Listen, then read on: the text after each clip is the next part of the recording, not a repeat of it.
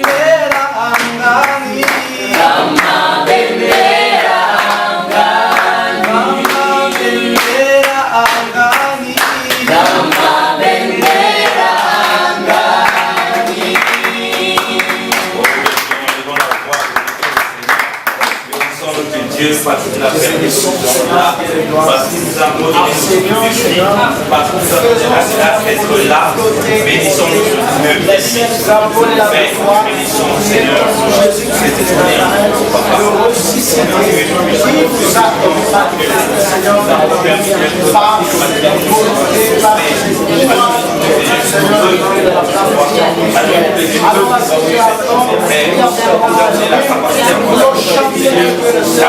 Papa, c'est mon Dieu au fait. Nous avons venu en France ce soir au fait. Papa, au fait,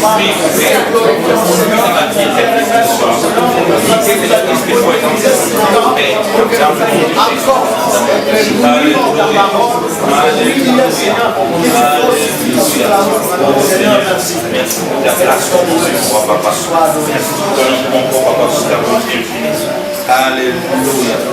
Alléluia. Gloire te soit rendue, Seigneur.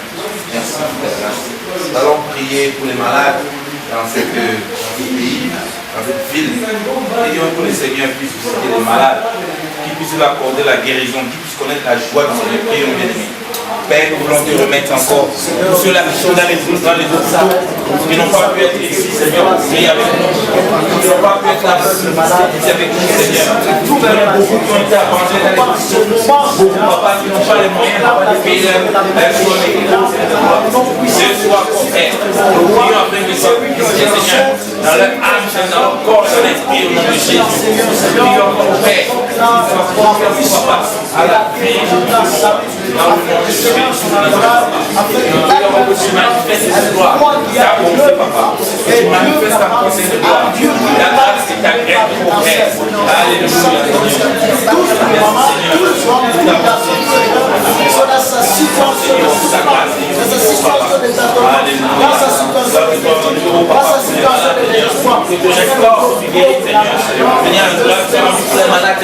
qui n'avait plus de foi, papa. Il commence à avoir la foi maintenant au Dieu véritable, Seigneur. Il commence à comprendre que ce soir, il y a encore de l'espoir pour ceux qui se prononcent en Jésus-Christ. Il y a encore de l'espoir pour ceux qui s'attendent à Jésus-Christ.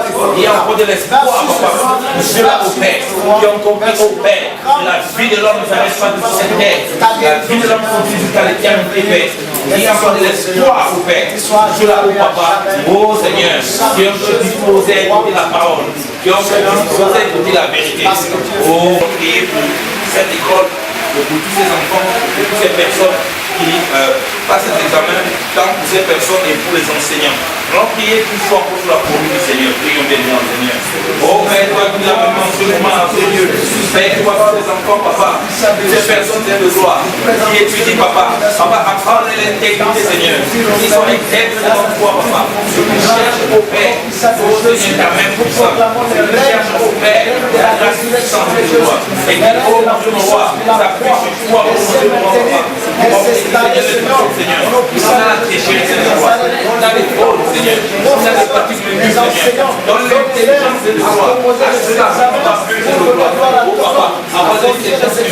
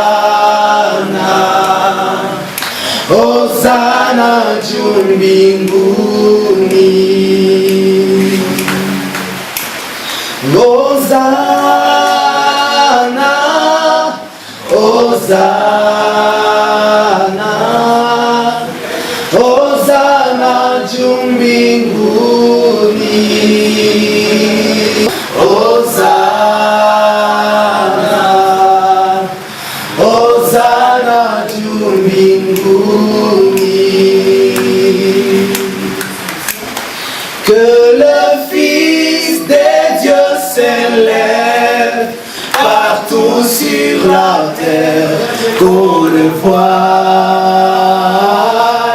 et qu'on le croie, que le Fils de Dieu s'élève partout sur la terre, qu'on le voie et qu'on le croie, que le Fils de Dieu s'élève partout sur la terre, qu'on le voit et qu'on le croit.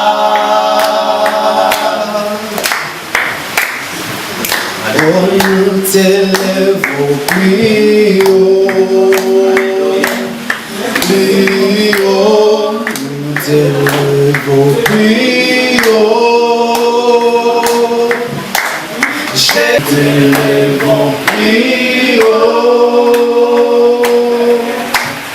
Jésus, nous t'élèvons, prions. Prions, nous t'élèvons, prions.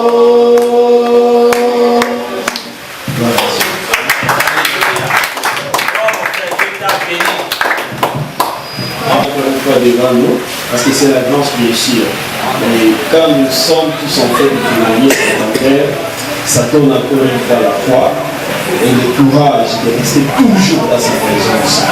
Et s'il y a encore quelqu'un d'autre qui peut témoigner sa grandeur, il peut toutefois le faire sans pour autant hésiter, parce que c'est quelque chose de réalité et de clair en fait.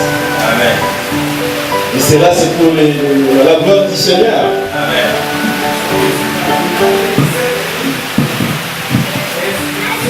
Je vous salue, sœurs et frères. Amen. J'ai un témoignage qui m'a béni aujourd'hui. Mais les frères remontent d'avant-hier. Il y a une sœur, une étudiante, parce que moi je suis enseignant à l'IOR, qui a perdu son père cette année, alors qu'il me disait, elle ne sait pas comment il va finir l'année. Au sein de l'université, elle avait un soutien, quelqu'un qui pouvait lui faire $5, 2000 francs. C'était le professeur Moulou Séraphin, secrétaire général académique, qui a aussi rendu âme il n'y a pas 2 semaines. Alors elle m'écrivait un message en disant, c'est celui-là qui est resté mon père à l'université. Lui aussi vient de mourir. À qui je vais me vouer? Il faut que moi-même je meure. Alors je me disais que non. Il faut voir au-delà de tout ça. Au-delà de tout ça, il y a un Dieu qui ne meurt pas. Si nous pouvons mettre la confiance à lui, au moins là nous sommes sûrs que nous avons mis la confiance à quelqu'un qui ne mourra point. Alléluia. Et je lui ai dit, quand tu te guettes jusqu'à ce niveau-là, c'est dangereux parce que la Bible accompagne d'une foi aux hommes d'une malédiction. Maudit soit l'homme qui met la confiance à l'homme. Alors faites attention de ne pas t'attirer une telle malédiction. Elle a dit non, c'est compliqué parce que j'ai dois encore $80 pour finir les frais académiques. Maintenant nous sommes dans les examens, je passe difficilement pour faire un examen. Je lui ai dit, nous allons prier. Là c'est avant-hier. Je lui ai dit, sincèrement, si tu es en train de croire et que moi je crois, si nous prions, les frais académiques sont une petite chose. Parce que le Seigneur nous a déjà donné beaucoup plus que les frais académiques, c'est son fils unique.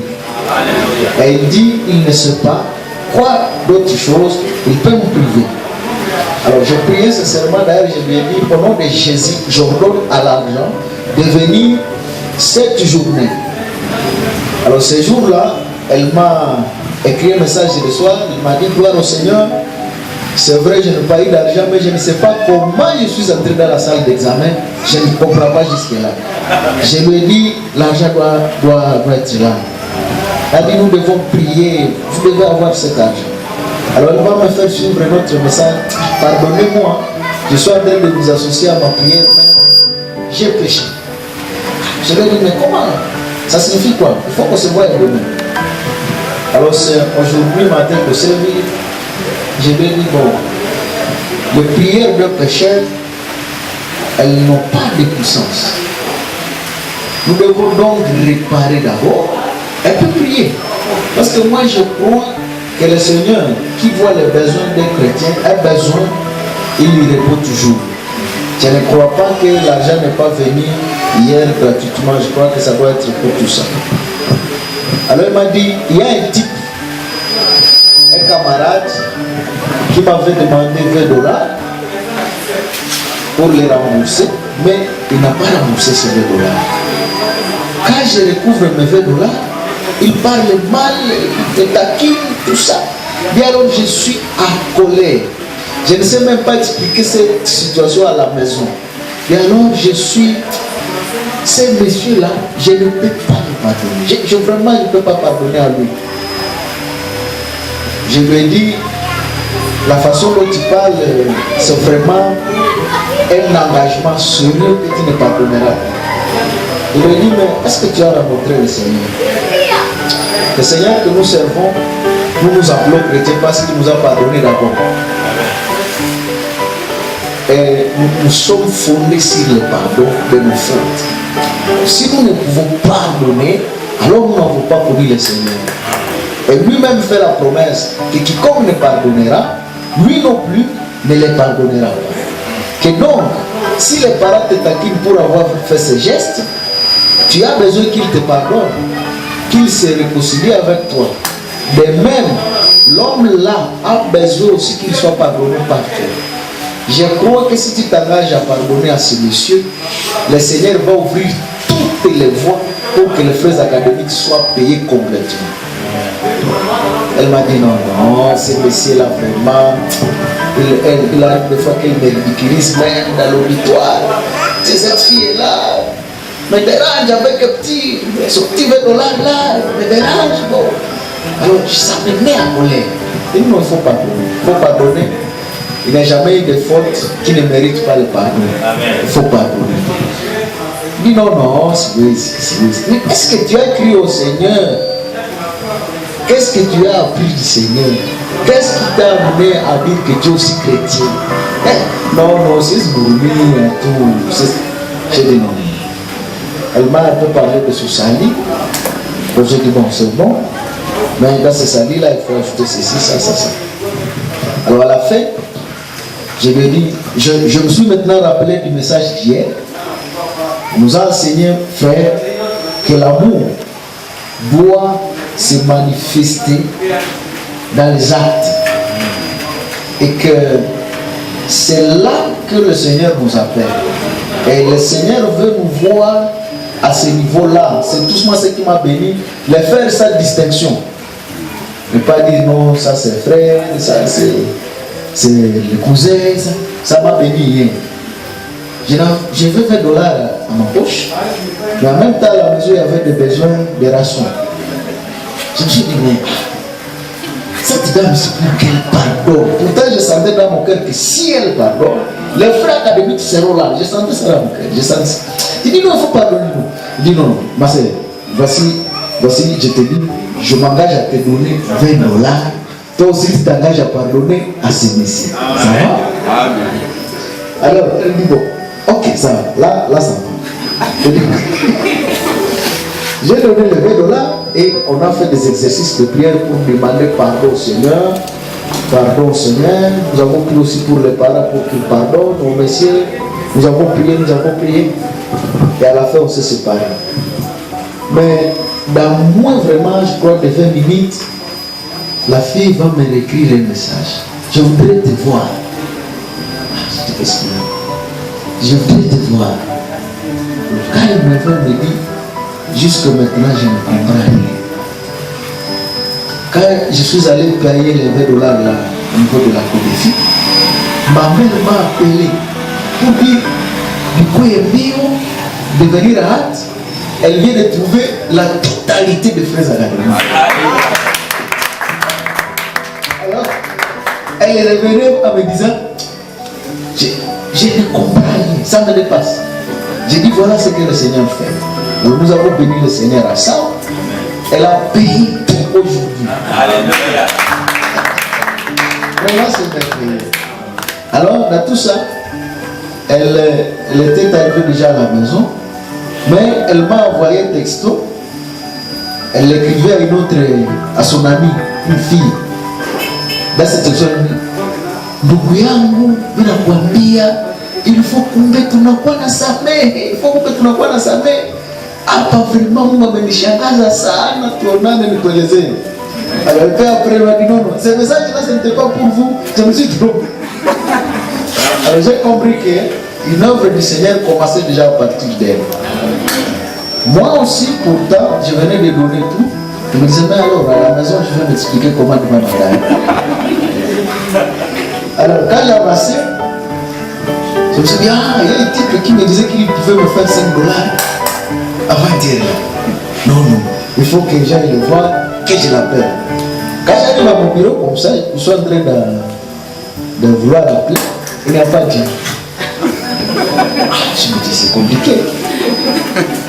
Donc j'ai dit, bon, c'est que il y a de l'argent là-bas et tout. L'argent d'autrui. Il dit, bon, tu prends de cet argent, tu me fais 5 $. Pendant que la secte sortait pour aller chercher de l'échange, le monsieur l'a enlevé. Il dit, mon cher, l'argent là dont je te parlais de 5 balles là, c'est ça.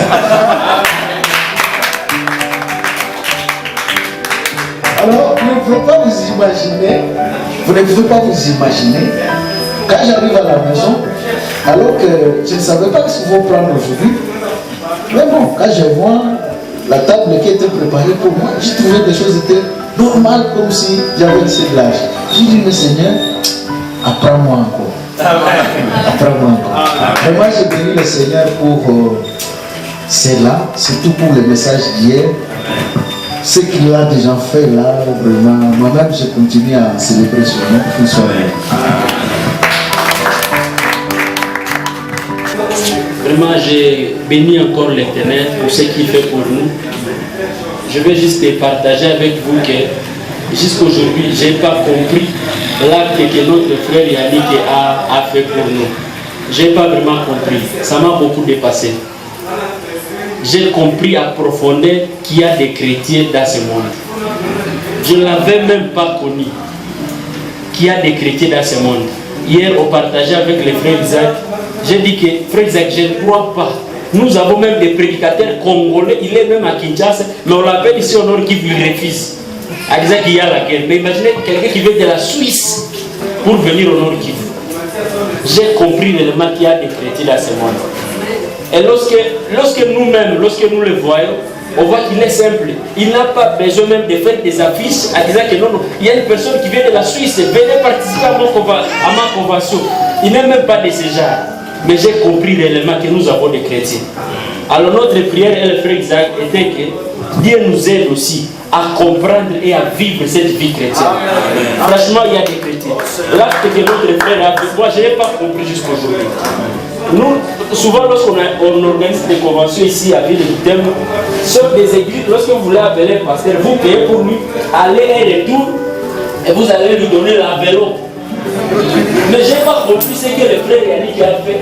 Lui-même, il s'apporte ici, il s'amène pour juste partager avec ceux qui ne connaissent même pas. Je n'ai pas compris jusqu'aujourd'hui. Mais j'ai compris une chose, que nous avons des chrétiens dans ce monde. Et ma prière était avec le frère Isaac, on disait qu'il faut que nous aussi, nous puissions vivre cette vie chrétienne. Que les gens voient, même si on ne parle pas, mais que les gens voient que ces gens ici sont des chrétiens. Amen. Merci, c'était juste ça. Mais je vais comprendre que... Est-ce que nous pouvons applaudir très fort?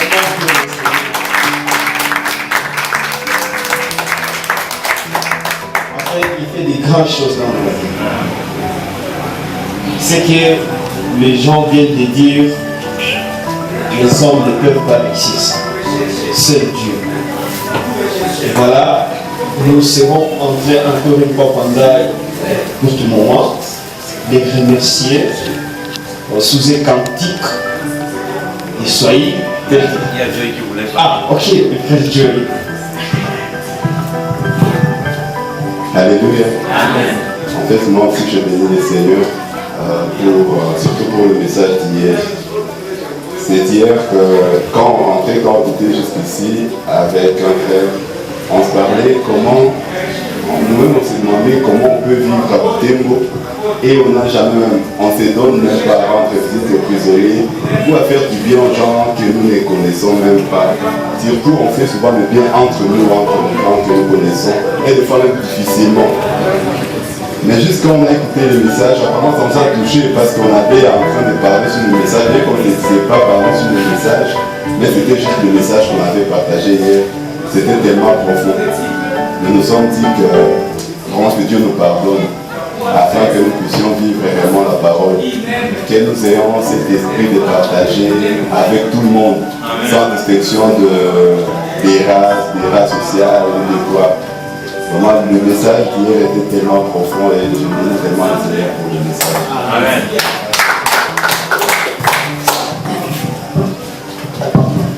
Bonsoir. Moi aussi, je suis très heureuse ce soir. Je remercie Dieu de m'avoir accompagné ici jusqu'à Démo. Je vais le bénir. Parce que je connaissais le frère Yannick à partir de ses prédications. Mon frère Timothée m'a envoyé souvent ses prédications sur YouTube. Je recevais ça, je ne l'avais jamais vu. Mais je remercie le Seigneur parce qu'il m'a donné cette occasion de le voir face à face et rencontrer aussi les frères. Que Dieu soit loué. Merci. Amen.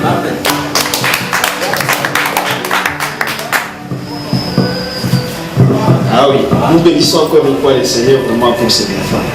C'est-à-dire, voilà qu'il est déjà 17h et nous devons courir derrière le temps, bien sûr, pour ne pas quitter ici le soir.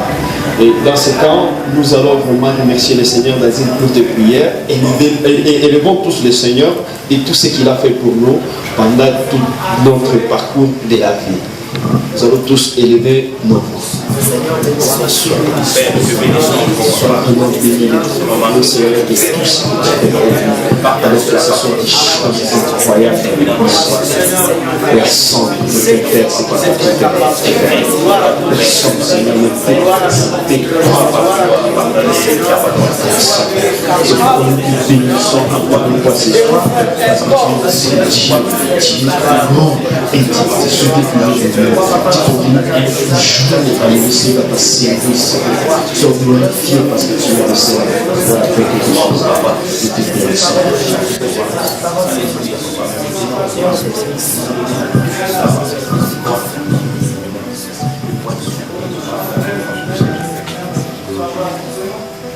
Amen. Pour le partage de ces jours.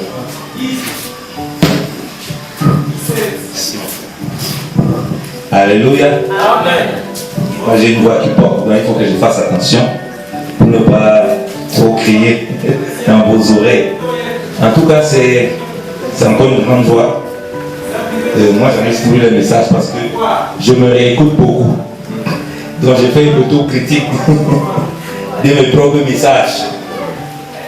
Il faut être humble, hein. Il ne faut pas croire qu'on me connaît déjà assez. Alléluia. Amen. Alléluia. Amen. Alléluia. Amen. En tout cas, c'est une joie. Je suis vraiment très très heureux pour cet amour aussi que vous manifestez. Vous savez, je dis toujours, l'évangile, on n'a pas besoin d'être nombreux. On a besoin d'avoir un grand cœur. Même si on n'est pas nombreux, Dieu fera au travers de nous des grandes choses. Amen. Amen. Donc c'est l'état de notre cœur qui est le plus important. Et si on ne comprend pas ça, on a beaucoup de problèmes dans notre marche chrétienne. La vie chrétienne ne doit pas rester une vie de connaissance simplement.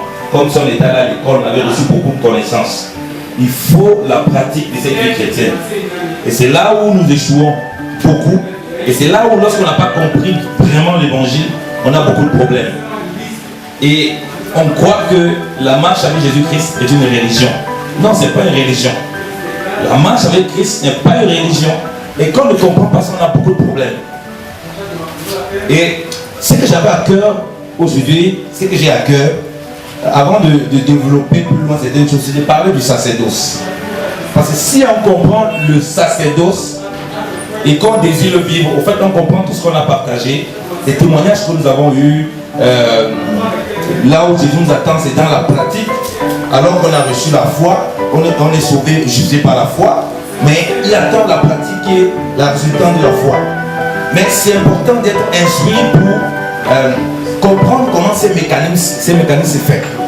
Parce que beaucoup de chrétiens, pour eux, ils ne sont pas serviteurs de Dieu. Un serviteur de Dieu, c'est uniquement celui qui parle. Lorsque quelqu'un dit, ah, Seigneur, qu'est-ce que toi tu m'as donné? Montre-moi ce à quoi tu m'as appelé. Il attend que Dieu lui montre qu'il est prophète, il est docteur, il est pasteur, il est évangéliste. Alors que ce n'est pas ça, ça n'est pas là au service de Dieu. Alléluia. C'est pourquoi je veux qu'on parle du sacerdoce. J'avais voulu utiliser le tableau. Je ne sais pas si vous pourrez voir convenablement. Vu le temps qui est parti, je vais essayer d'être vraiment assez bref. Alléluia. Allô. Ça a coupé. Donc, je vais essayer d'être assez bref. Je parle du sacerdoce. Le sacerdoce, c'est le service qui est rendu à Dieu. De façon générale, c'est comme ça qu'il faut le retenir. Et je dis que si nous devons comprendre comment nous devons pratiquer, pour que le frère ne croit pas que aller apporter la nourriture aux orphelins, aller aider ceux qui sont dans la difficulté, ce n'est pas seulement l'affaire de papa Nelson et papa Yannick, c'est l'affaire de tout le monde. Il faut qu'ils comprennent dans quel service il est. Il faut qu'ils comprennent ça. S'il ne comprend pas ça, il aura des problèmes. Si à l'église, et c'est ça aussi le problème, c'est la responsabilité aussi des anciens d'instruire les frères dans l'assemblée. Si eux-mêmes ne comprennent pas ça, ils vont l'instruire. Et s'ils ont compris, c'est à eux de l'instruire pour que les frères qui sont là, ils savent et qu'ils sachent à quoi ils sont appelés. Parce que beaucoup sont dans cette situation, assis à l'assemblée, comme des poteaux. Tout ce qu'ils font, c'est acclamer, applaudir le pasteur, et ils sont là, ils partent, ils continuent sa route.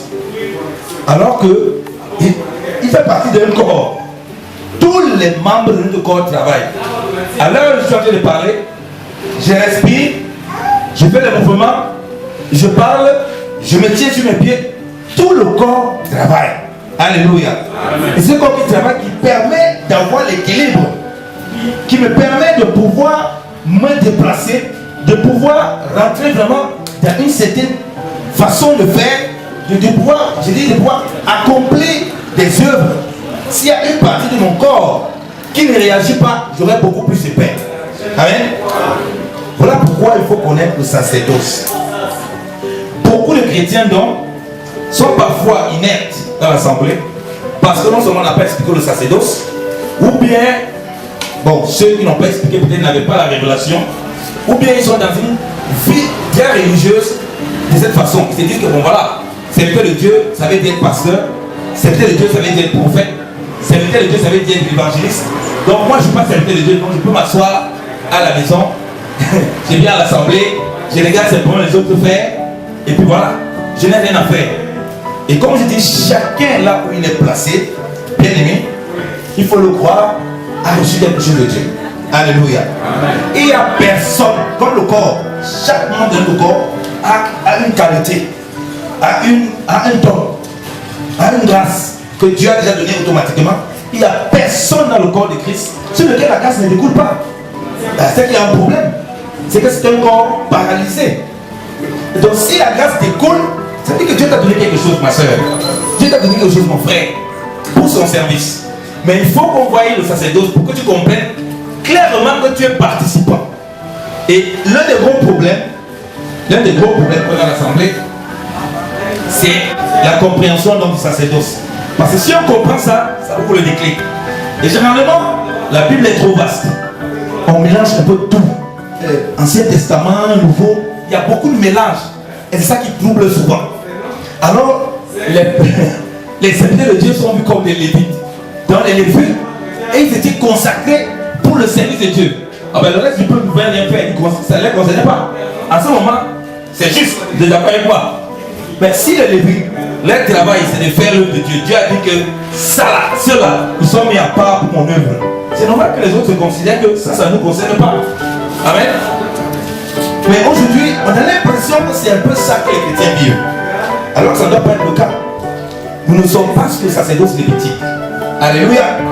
Aujourd'hui, je vais parler beaucoup plus par doctrine que de la vie pratique de Christ. Parce que pour qu'on comprenne la vie pratique, il faut qu'on ait aussi la doctrine. J'ai dit, nous avons le sacerdoce.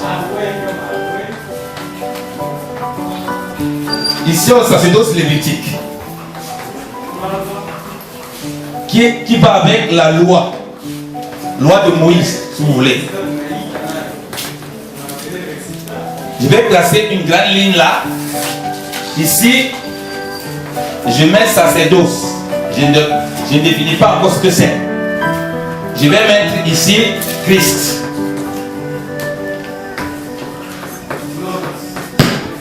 Je mets ici grâce. En réalité, voilà à peu près comment sont divisées les deux grandes parties. Donc il ne faut pas qu'il y ait la confusion. Ici, dans le sacerdoce lévitique, les seuls qui étaient concernés par le service de Dieu, c'était les Lévites. Et principalement parmi les Lévites, il y avait des sacrificateurs qui étaient descendants d'Aaron. Alléluia. Amen. Alléluia. Amen. C'est très important de comprendre ce que je suis en train de dire là. Pour qu'on comprenne que si aujourd'hui, en tant qu'enfant de Dieu, on ne travaille pas pour l'œuvre de Dieu, il y a un problème. Il y a un sérieux problème. C'est-à-dire qu'on ne sait pas où on est. On ne sait même pas dans quoi nous nous trouvons. Donc, le service de Dieu ici, avec la loi de Moïse, Dieu avait dit que les Lévites étaient mis à part. Ok? Et parmi ces Lévites, les Lévites c'est le troisième fils de Jacob. Il a parlé avec Léa. Et parmi ces Lévites, il y avait ce qu'on appelle les sacrificateurs qui sont descendants précisément d'Aaron. Donc, on a les sacrificateurs.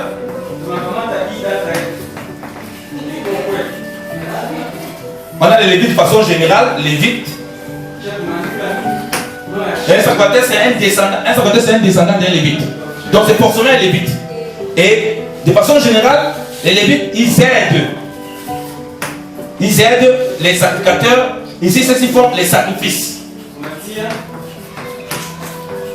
Donc, les Lévites, et ils sont l'aide des sacrificateurs qui sont eux aussi des Lévites. Vous savez dit quoi?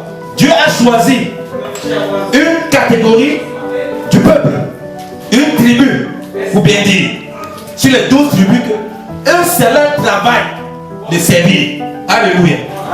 Et parmi les Lévites, il a choisi des sacrificateurs qui sont descendants d'Aaron. Aaron et ses fils, c'est eux qui avaient été consacrés pour faire les tueries des boucs et des taureaux dans le temple. Et le souverain sacrificateur Aaron et ses descendants qui pourraient être souverain sacrificateur, ils pourraient rentrer dans le lieu très saint, dans le tabernacle. Remarquez bien, pour ce service, il y avait un lieu précis. Il y avait un endroit précis. C'est très important à comprendre. Mais pour ce service-ci, il n'y a plus de lieu précis. Il n'y a plus d'endroit précis. Alléluia. On va y arriver. Donc ici, là, il devait faire tout ça dans le tabernacle. Là, c'est le tabernacle. Donc tout ceci, tout ce qu'il pouvait faire, tout ça était inclus dans le tabernacle. Donc un endroit précis. Pour tuer le bouc, il ne pouvait pas tuer le bouc n'importe où. Pour faire les sacrifices, pas faire les sacrifices n'importe où. Donc le service était bien encadré. Donc sous la loi, il y avait des endroits, il y avait des choses qu'il ne pouvait pas faire. Et c'était vraiment fermé. C'était là qu'il voulait faire le service. Le reste du peuple n'était pas concerné. Alléluia. Amen. On va lire un passage de la parole de Dieu. Comme j'ai dit, c'était un sujet tellement important. J'ai pris le Seigneur vraiment qui nous aide à pouvoir aborder certains points et le finir demain par sa grâce. Exode 28. On va lire Exode 28.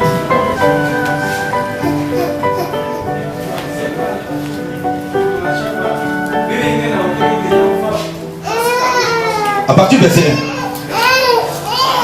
1. Il dit, et toi fais approcher de toi Aaron ton frère et ses fils avec lui, d'entre les enfants d'Israël, pour m'exercer la sacrificature ou bien le sacerdoce. Savoir Aaron, Nadab, Abihu, Éléazar et Itamar, fils d'Aaron. Et tu feras à Aaron ton frère des saints vêtements pour gloire et pour ornement. Amen. Donc, qui étaient des dieux qui étaient offerts à Dieu par des sacrifices qu'il pouvait faire, il devait déjà avoir un vêtement spécial. Donc, il y avait un vêtement qui différenciait les sacrificateurs, déjà des Lévites, et les sacrificateurs du peuple. Alléluia. Amen. Ça, c'est sous la loi. Parce qu'on va aller sous la grâce, c'est autre chose. Donc, ça, c'est bien à comprendre. Donc ceux qui servaient Dieu, ils pouvaient se distinguer par leurs vêtements. On ne va pas rentrer dans la profondeur de cela. On va vraiment déjà comprendre notre position en Christ, le service qu'on doit rendre, dans quel sacerdoce nous sommes. Donc nous ne sommes pas concernés par ce sacerdoce. C'est-à-dire, comme je dis, le service ici c'est les Lévites. Donc si quelqu'un veut faire ce service-là, il faut qu'il soit un Lévite. Donc il faut qu'il soit un descendant d'Aaron s'il est sacrificateur. Nous, ça ne nous concerne pas. Nous ne sommes pas concernés du tout par ça. Nous comprenons justement, uniquement, comment Dieu avait fait les choses. Peut-être Dieu nous expliquera la portée prophétique jusqu'à là. Mais déjà, à prime abord, on voit que c'est Aaron et ses fils qui étaient là pour exercer la sacrificature, où on parle des sacrificateurs. Et les Lévites les accompagnaient dans leur service. Alléluia. J'ai dit c'était le troisième fils de Jacob. Le reste du peuple n'était pas concerné. S'ils ont tué bouc là-bas, s'ils n'ont pas tué bouc, ça c'est leur problème. S'ils n'ont pas enseigné le peuple, s'ils ont enseigné le peuple, ça c'est leur problème. Lorsque Dieu, par les prophètes, venait se plaindre, il rappelait toujours que les sacrificateurs et les juges détournaient le peuple de la vérité. Parce que ici là, le peuple n'avait aucun moyen de vérifier si ce que les sacrificateurs disaient était faux ou vrai. Parce que le peuple n'avait pas accès normalement aux tables de la loi qui étaient préservées par les sacrificateurs. Et le peuple n'était pas loin pour cela. Alléluia. Il y avait 3 types d'onction. Maintenant, on développe ça, c'est très important. Le roi, le prophète,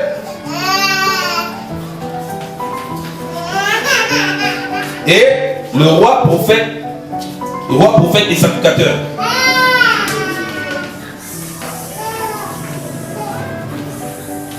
Toutes ces personnes étaient toujours loin pour exercer le service. Alléluia. Donc on pourrait considérer qu'il y avait 3 types de serviteurs. Les sacrificateurs, ceux-là qui faisaient le sacerdoce lévitique dans le temple. Le roi, il pourrait être de n'importe quelle tribu, c'est pas un problème. Et les prophètes, pareil.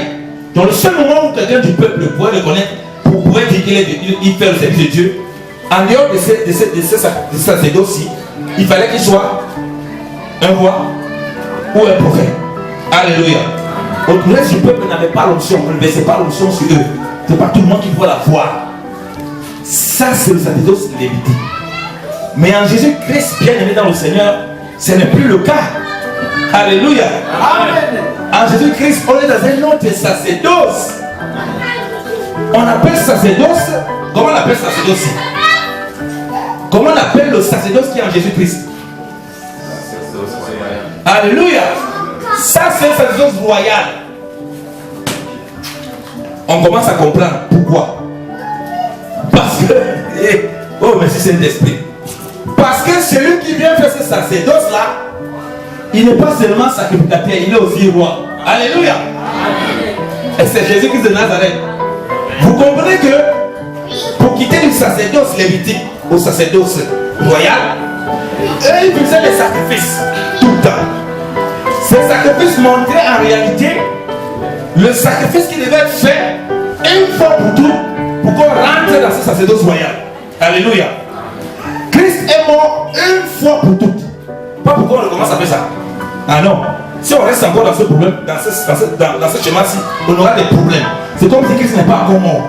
Parce que lorsqu'ils faisaient des sacrifices, ils annonçaient la mort de Christ. Lisons un peu. On va lire la parole bien évidemment au Seigneur.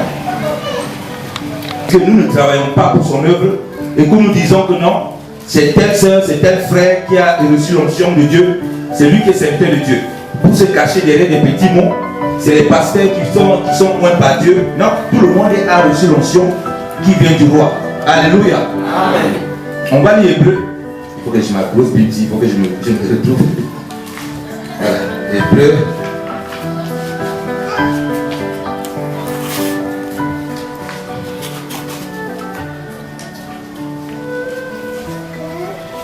On dit dans Hébreu,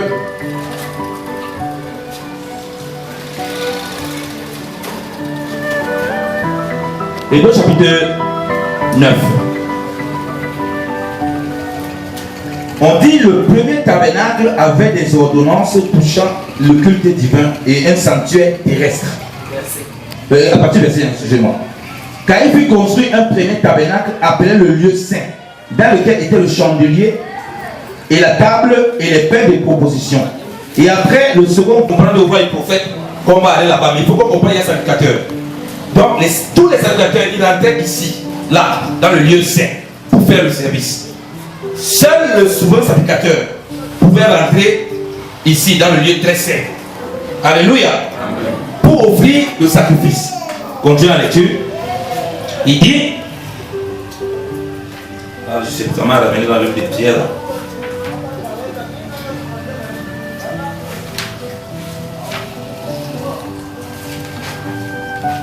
Il dit, au verset 7, mais seul le grand sacrificateur entre dans le second, une fois là, non passant et apporter du sang, lequel il offre pour lui-même et pour les fautes du peuple.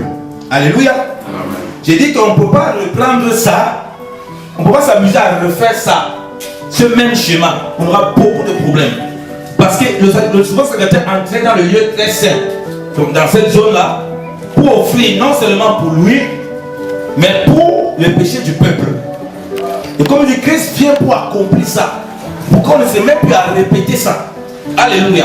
Pour qu'on sorte de ces sacerdoces et on rende à l'accomplissement de ce que ceci voulait dire. Donc on continue avec Dieu.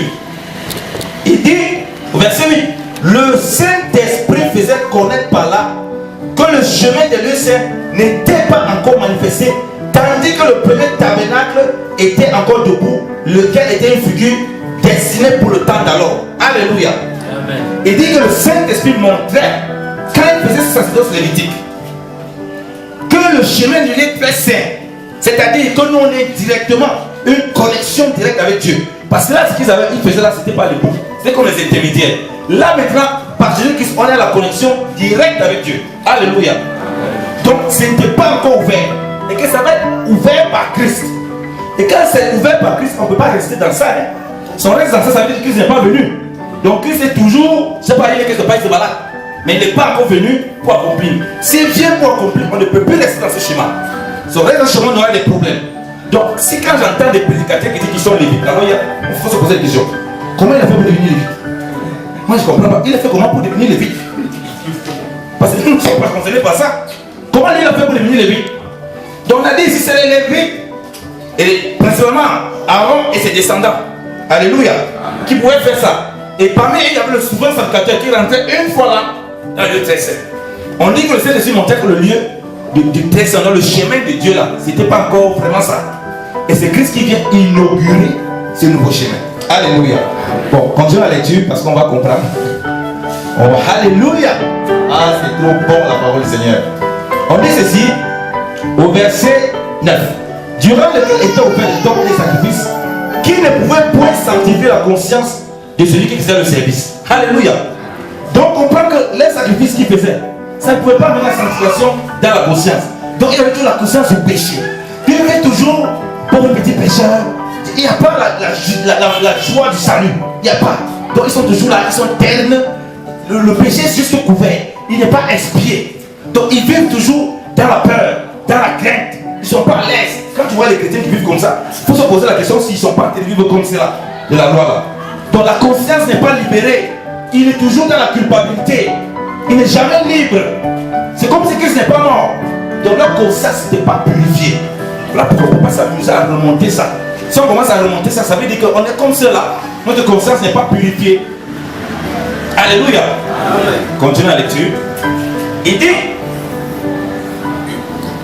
ordonnez seulement en viande, en breuvage, en diverses ablutions et en cérémonie charnelle jusqu'au temps que cela sera redressé. Donc ils ont fait toutes ces choses pour un temps. Le temps que cela soit redressé. Et ça c'est quelque chose qui m'éveille. Parce qu'on va voir tout ceci bouger ici. On va tous se bouger en action. On va voir comment ça s'accomplit. Ok. Il dit maintenant, mais Christ étant venu pour être le souverain sacrificateur des biens à venir. Alléluia. Amen. Alléluia. Amen. Alléluia. Amen. Mais, Dieu est trop bien, bien évidemment, Seigneur. On dit que voilà ce qu'il faisait. Il pratiquait tout le temps. Le souverain sacrificateur qui était dans la salon, il donnait les boucs, les taureaux, il faisait des trucs, mais lui-même, sa conscience n'était pas tranquille. On a maintenant un autre souverain sacrificateur. Mais le problème, c'est que ce souverain sacrificateur-là, il n'est pas comme eux. Lui, son sang, quand ça passe là, ça lave pour toute l'éternité. Alléluia. Donc on ne peut plus refaire les sacrifices. Alléluia. J'entends souvent les églises, on dit, bon, comme on est en nouvelle alliance, tu ne peux pas donner un bouc comme on donnait avant là. Il faut amener offrande. Frère. Maintenant, on va prendre l'offrande, on va tuer aussi comme on beaucoup bien.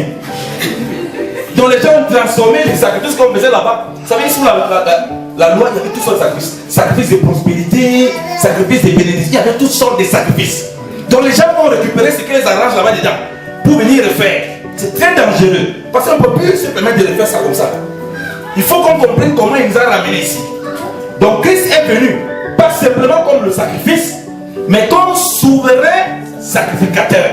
Or, s'il était souverain sacrificateur, c'était Aaron et ses fils qui étaient destinés au service. Voilà la portée prophétique. C'est que nous maintenant, comme fils du Seigneur, nous sommes maintenant à son service. Alléluia. Amen. Mais nous ne sommes plus des Lévites, c'est ça le problème. Alléluia. Comme tu as lecture, on va y arriver. Il dit, mais Christ est venu pour être servant sacrificateur de bien à venir par une plus excellente et plus parfaite tabernacle, qui n'est pas un tabernacle fait de main, c'est-à-dire qu'il soit de cette structure.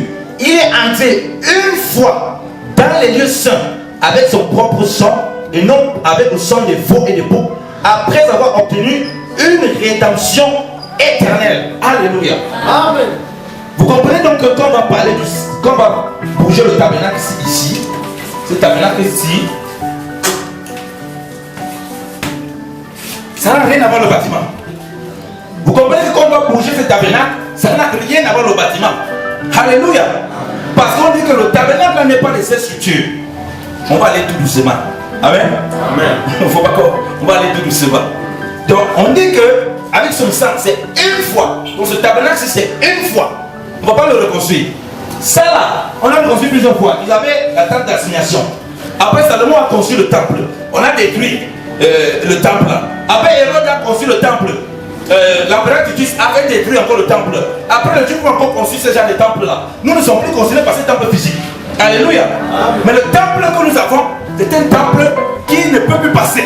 Alléluia. Un temple éternel pour une rédemption éternelle. Voilà pourquoi il faut bien comprendre ces choses royales, c'est qu'on a des problèmes. Alors, on continue la lecture. Il dit, car si le sang des taureaux des boucs et la cendre de la génisse, de laquelle on fait aspersion, sanctifie quant à la pureté de la chair, ceux qui sont tués, combien plus le sang de Christ, qui par l'Esprit éternel s'est offert lui-même à Dieu sans nulle tâche, purifiera-t-il votre conscience des œuvres mortes pour servir le Dieu vivant. C'est pourquoi il est le médiateur du Nouveau Testament et de la Nouvelle Alliance, afin que la mort intervenant pour la rançon des transgressions qui étaient sur le premier testament de la première alliance, ceux qui sont appelés reçoivent l'accomplissement de la promesse qui avait été faite de l'héritage éternel. Car où il y a un testament, il est nécessaire que la mort du testateur intervienne. Alléluia. Amen. Donc vous voyez bien qu'on parle de deux alliances. Donc une alliance qui était comme ça, on pourrait refaire, ça pourrait tomber, ça se peut reconstruire, tout ça. Ça c'est l'alliance ici. Les sacrificateurs pouvaient mourir et tout. Mais ici là, le Seigneur chrétien ne meurt plus. Alléluia. Amen. Et même les sacrificateurs qui le Seigneur ne meurent plus. Alléluia. Amen. Il va appuyer sa vie parole. Jean 4. Avant lui, Jean 5. Bah, il faut bien comprendre, hein. Quand le Seigneur chrétien parle, il est clair. Hein. On va lire Jean. Quand on comprend le sacerdoce, c'est pas frère. C'est une liberté terrible. Hein. Jean 5.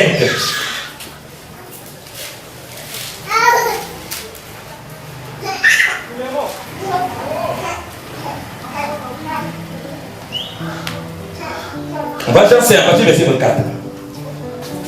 En vérité, je vous dis que celui qui entend ma parole et croit à celui qui m'a envoyé a la vie éternelle. Il ne sera point exposé à la condamnation, mais il est passé de la mort à la vie. Alléluia. Amen. Alléluia. Amen. Ça c'est terrible. Hein? Moi je suis encore vivant, il veut mourir physiquement.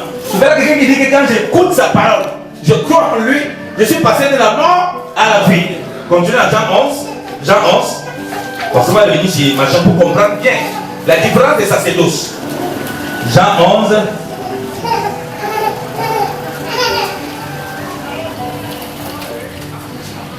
Jean 11, à partir du verset 24. À partir du verset 25. Disons plutôt verset. Jésus lui dit, je suis la résurrection et la vie. Celui qui croit en moi, encore qu'il soit mort, il vivra. Et quiconque vit et croit en moi, ne mourra jamais. crois-tu cela? Alléluia. Ça c'est terrible. Hein?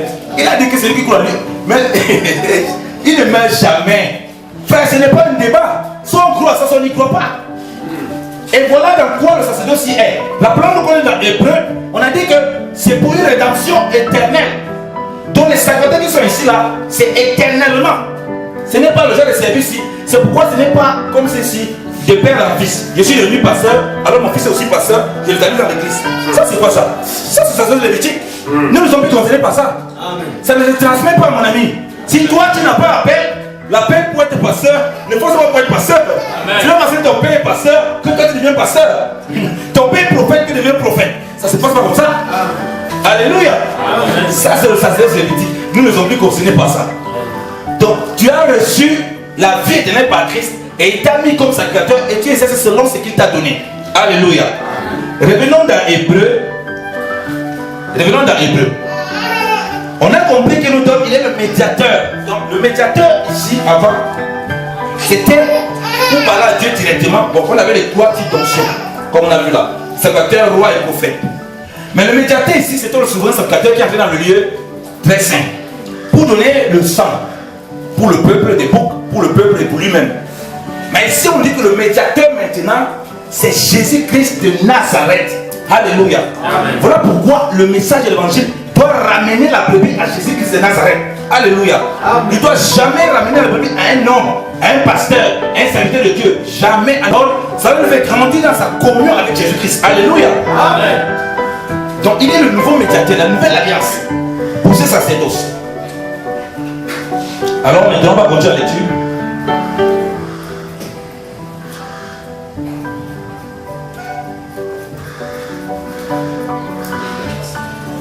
Attendez que je cherche où est-ce que le Saint-Esprit veut que... Voilà, on va aller Hébreux chapitre 8.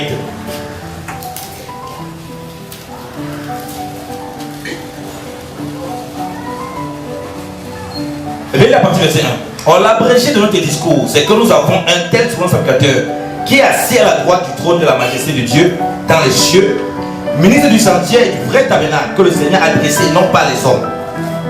Car tout souverain sacrificateur est ordonné pour offrir, on a déjà parlé ça, mais je vais lire, pour offrir des dons et des sacrifices. C'est pourquoi il est nécessaire que celui-ci aussi eut quelque chose pour offrir, c'est-à-dire son corps le même qu'il a pour faire.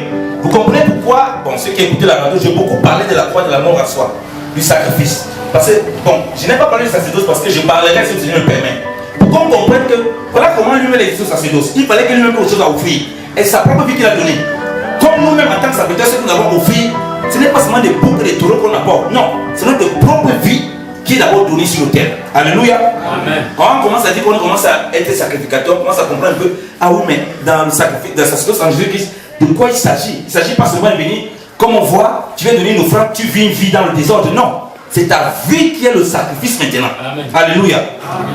Alors il dit, vu même qu'il était sur terre, s'il était sur terre, il ne serait pas sacrificateur pendant qu'il y aurait des sacrificateurs qui offrent des dons selon la loi, lesquels font le service dans le lieu qui n'est que l'image et l'ombre des choses célestes. Selon que Dieu le dit à Moïse quand il devait achever le tabernacle. Or, prends garde, lui dit-il, de faire toutes choses selon le modèle qui t'a été montré sur la montagne. Mais maintenant, notre souverain sacrificateur a obtenu un ministère d'autant plus excellent. Qui est le médiateur? Voyons, on répète en gros, qui est le médiateur d'une plus excellente alliance qui est établie sous de meilleures promesses? Parce que s'il n'y a rien à redire dans la première, il n'a jamais cherché de lieu à une seconde.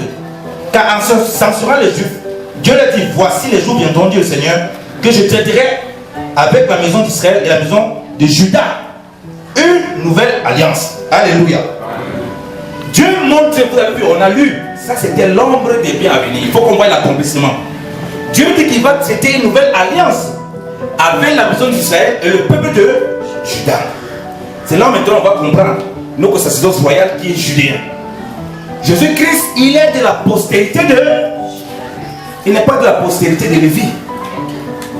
Vous comprenez pourquoi les règles qui sont ici ne sont pas tout à fait les règles qui régissent ici là. Alléluia. On a déjà dit que le tabernacle ici, ce n'est pas un tabernacle terrestre, c'est un tabernacle céleste.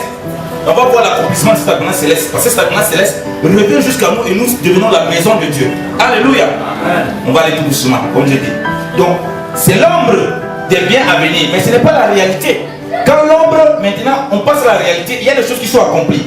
On a la rédemption éternelle. On est souvent des sacrificateurs qui ne meurent plus, qui vivent éternellement. Nous sommes des sacrificateurs qui devront demeurer éternellement dans le royaume. Et en plus, c'est un sacerdoce royal. Il est roi et aussi nous sommes rois. Alléluia. Amen. Ce n'est pas comme ceci, frère. Et là, déjà, comme je dis, le sacrifice là, c'est notre propre vie. Alléluia. Il faut pas. Donc, quand on est en tant qu'enfant de Dieu, on est là, on est comme des gens qui suivent, on est dans l'assemblée, on ne fait rien pour apporter quelque chose dans la maison du Seigneur. On se dit que bon, on n'est pas concerné sur les autres, il y a un problème.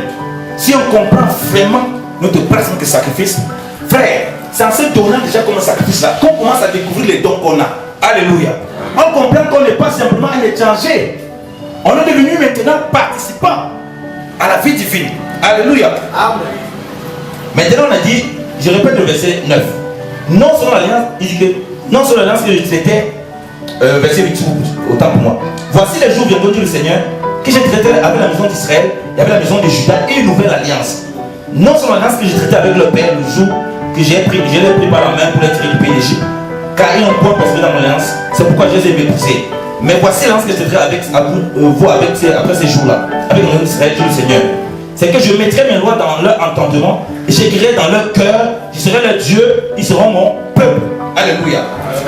Et second niveau, ils avaient simplement la loi de façon physique. Nous, on a pris simplement la Bible là entre les mains. Alléluia. La loi de Dieu aussi inscrite maintenant dans nos cœurs. Alléluia. Pour que nous marchions avec le Saint-Esprit qui nous rappelle la parole. Alléluia. Amen. Le peuple ici, le peuple qui n'avait pas part, maintenant nous ici, nous tous nous avons part. Alléluia. Ce n'est pas quelqu'un qui peut confisquer le Saint-Esprit. Alléluia. Voilà pourquoi si je prêche, je lis quelque chose qui n'est pas dans la parole, vous pouvez dire, il y a quelqu'un qui est sorti de la parole de Dieu. Alléluia. Parce que maintenant vous êtes sacrificateur. Si on revient à ce schéma, pourquoi il y a poésie, pourquoi il y a beaucoup de fausseté? Parce que les chrétiens ne sont plus à cette position. Quand ils pensent que c'est le pasteur qui donne la parole de Dieu, c'est normal qu'il lit la Bible chez lui. Mais s'il comprend sa position en tant que sacrificateur, que non seulement Dieu a fait en sorte qu'ils ont une rédemption éternelle, et que Dieu maintenant a écrit sa loi dans son cœur, qu'il a reçu l'esprit d'adoption, qu'il est participant dans la nouvelle alliance, il veille à ce que les principes de la nouvelle alliance soient exacts. Alléluia. Quand on va appeler un faux prophète, il va dire, venez maintenir l'euro ici. 10 000 euros ici pour être béni. Il va dire, ça ce n'est pas le principe de mon Dieu. Il ne va pas dire parce que mon pasteur dit, allons donner l'argent, il va aller donner l'argent. Quitte à être rejeté. Parce qu'il connaît sa position. Il ne va pas se laisser souiller. Sous l'ancienne alliance, les prophètes pouvaient manipuler le peuple comme ils voulaient. Le peuple avait le Saint-Esprit. Il n'avait pas le Saint-Esprit. C'était eux qui étaient là le bien. Maintenant, béni dans le Seigneur. Chacun de nous ayant reçu l'Esprit, ayant la parole inscrite dans nos cœurs, par le Saint-Esprit, on parvient à comprendre le voix du Seigneur. Alléluia. Amen. Ça veut dire que même si on n'a pas reçu le don d'enseignement, on a le discernement lorsqu'un enseignement est faux. Alléluia. Amen. C'est ça toute la différence. Hein? Que je ne peux pas avoir reçu le don d'enseignement. C'est-à-dire que ma soeur comme ça pour expliquer, il ne parvient pas. Mais parce que j'ai la parole, parce que j'ai l'Esprit de Dieu, parce que je suis dans ce sacerdoce, je suis dans ce sacerdoce royal où rien ne m'est caché. Alléluia. Quand tu commences à enseigner, tu défies Saint-Esprit qui amène le gars s'il a été amené dans les conneries. Le prophète s'il t'amène à manger la poubelle, à manger n'importe quoi. Et tu discernes. Quand on a compris le sacerdoce royal, non seulement comme Dieu sauve un sacrifice vivant, frère, on discerne, on ne peut plus se dire n'importe comment. Alléluia. Amen. On ne peut pas te dire, frère, tu répètes. Oui, ça c'est mon pasteur qui a dit. Ton pasteur il est le Saint-Esprit. Ton pasteur il est la parole de Dieu. On dit ici qu'il y a un seul médiateur. Donc le pasteur lui-même, il n'est pas le médiateur. Amen. Donc s'il dit quelque chose qui n'est pas conforme à ce que le médiateur dit, on dit une personne ne t'écoute pas ici là. Un prophète, on ne t'écoute pas ici, tu ne dis pas ce que le médiateur dit. Il y a un seul médiateur. Il n'y a pas deux. Et c'est Jésus qui est de Nazareth. Amen. Donc les secrets de Dieu, si vous l'amenez dans la folie, on ne le suit pas dans sa folie. Oh. C'est ici qu'on amène les gens dans la folie.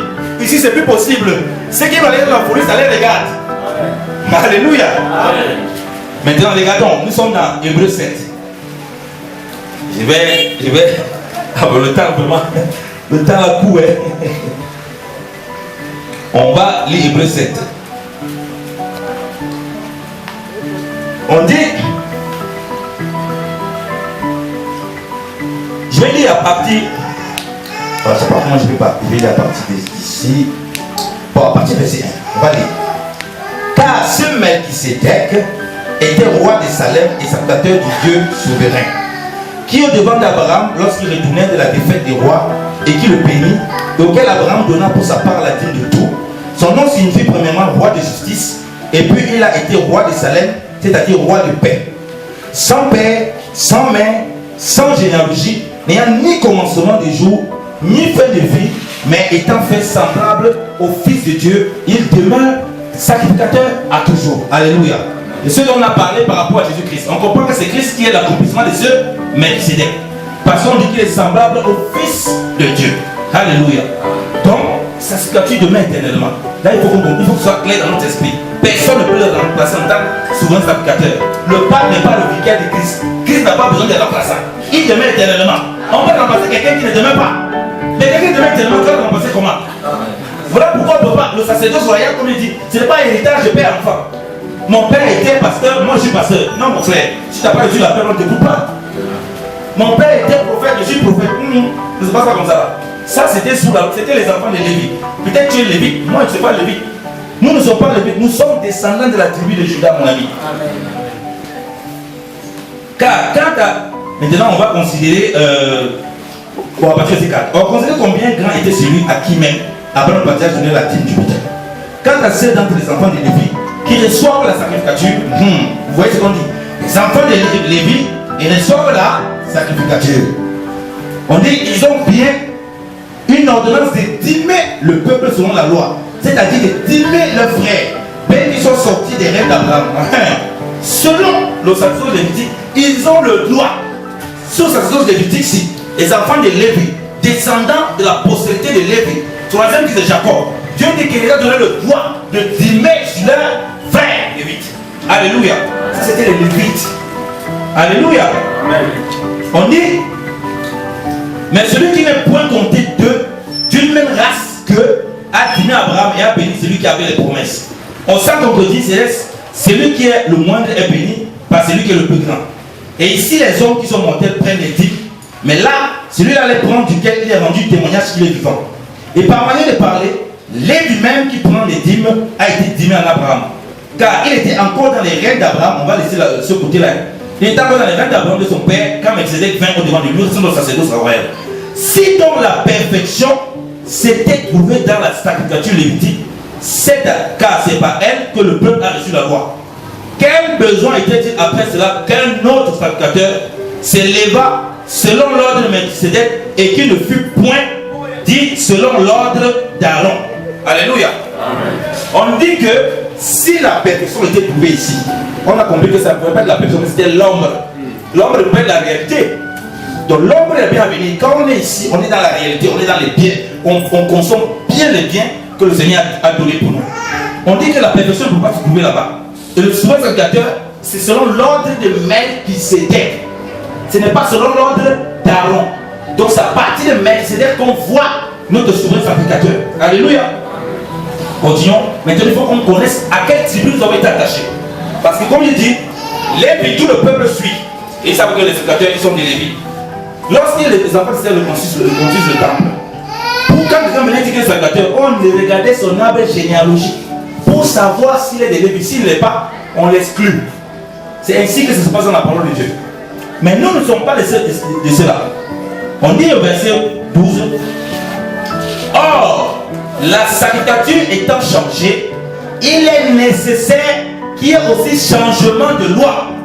Car celui à l'égard duquel ces choses sont dites appartient à une autre tribu à laquelle nul n'a assisté à l'autel. Alléluia. Verset 14. Car il est évident que notre Seigneur est descendu de la tribu de Juda à l'égard de laquelle Moïse n'a rien dit de la sacrificature. Alléluia. On dit que le sacerdoce qui nous concerne là, selon l'ordre de Melchisédek, Christ, comme il est venu dans une tente charnelle, on dit qu'il est issu de la tribu de Juda. Donc Moïse n'a rien dit concernant ces choses-là. Donc Moïse n'a rien dit là. Ce n'est pas, donc, nous ne sommes même pas concernés dans l'application physique de ceci. Ça ne nous concerne pas du tout. Donc si on tente de se mettre ici, ça veut dire qu'on ne connaît pas notre sacerdoce, on ne connaît pas notre place. Au fait, c'est comme si on est même perdu dans la maison de Dieu. Nous sommes de la tribu de Juda. Parce que maintenant nous sommes quoi? Les frères de Jésus-Christ. Alléluia. Amen. Nous sommes ses frères par quoi? Pas la chair. Nous sommes ses frères par l'air. Donc nous sommes greffés. Quand on parle des tribus, nous sommes greffés à quelle tribu? Et si on est greffé à Juda, ça nous concerne ça? Ça ne nous concerne pas. Amen. Voilà ce qui nous concerne. Alléluia. Amen. Parce que notre souvent sacrificateur, c'est Jésus-Christ. Ça veut dire quoi? Si moi maintenant devient israélite, s'il veut commencer à faire les sacrifices, je vais chercher mon sacrificateur, mon son sacrificateur. Pendant que les Lévites vont chercher, eux, vont chercher un Aaron, un fils d'Aaron, qui est descendant de Lévi, pour regarder l'arbre généalogique. Moi, je vais chercher mon sacrificateur. Alléluia. Amen. Moi, Jésus-Christ, c'est lui que moi je cherche. Moi, je ne cherche pas votre truc là. Parce que je ne suis pas de la même tribu qu'eux. Je ne suis pas de la même tribu. Et ils sont Lévites. Moi, je suis le Judas. Alléluia. Donc, on comprend que le changement de loi, pour quitter la loi de Moïse à la loi de Christ, ça se passe par la tribu de Judas. Donc, le sacerdoce royal, qu'est-ce qui est roi, qui est Seigneur, qui est souverain sacrificateur, il a fait de nous des sacrificateurs, un peuple de sacrificateurs, et nous sommes de la tribu de Judas. Alléluia. Amen. Complétons avec un passage de la parole de Dieu. Je vais finir là parce que le temps court tellement. Je vais finir là, le temps court tellement. On va lire 1 Pierre, chapitre 2.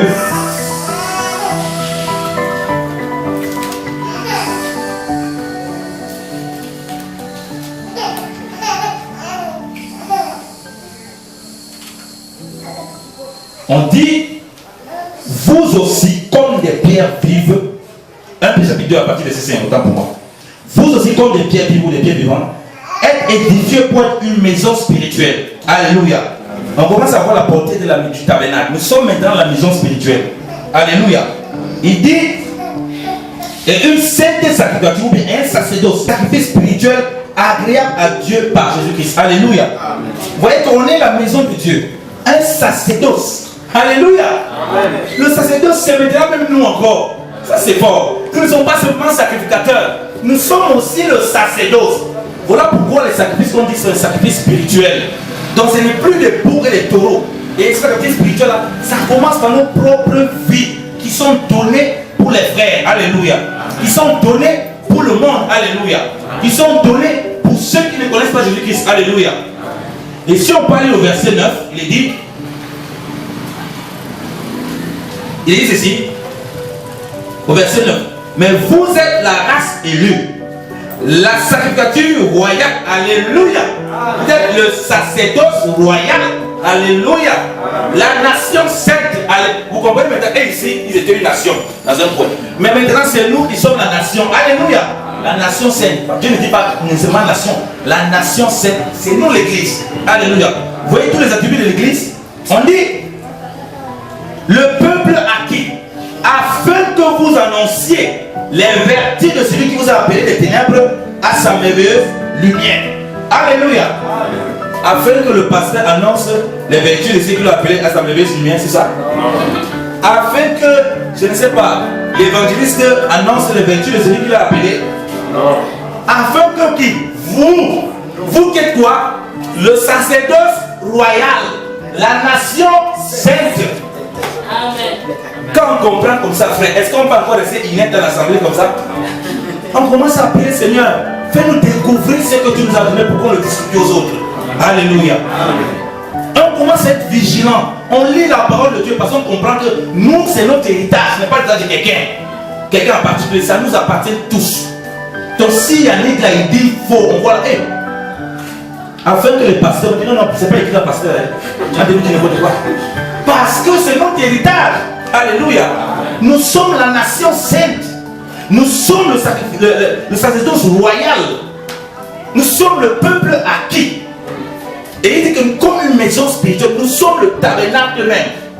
Je ne vais pas développer ça, je voulais vraiment comprendre le sacerdoce royal. Donc on comprend que Jésus-Christ, il est de la tribu de Judas. Étant de la tribu de Judas, Moïse n'a rien dit concernant cela. Vous savez que pour connaître les lois de ce sacerdoce, tu ne peux pas venir dire Moïse, tu vas rien comprendre. Puisque Moïse n'a rien dit concernant cela.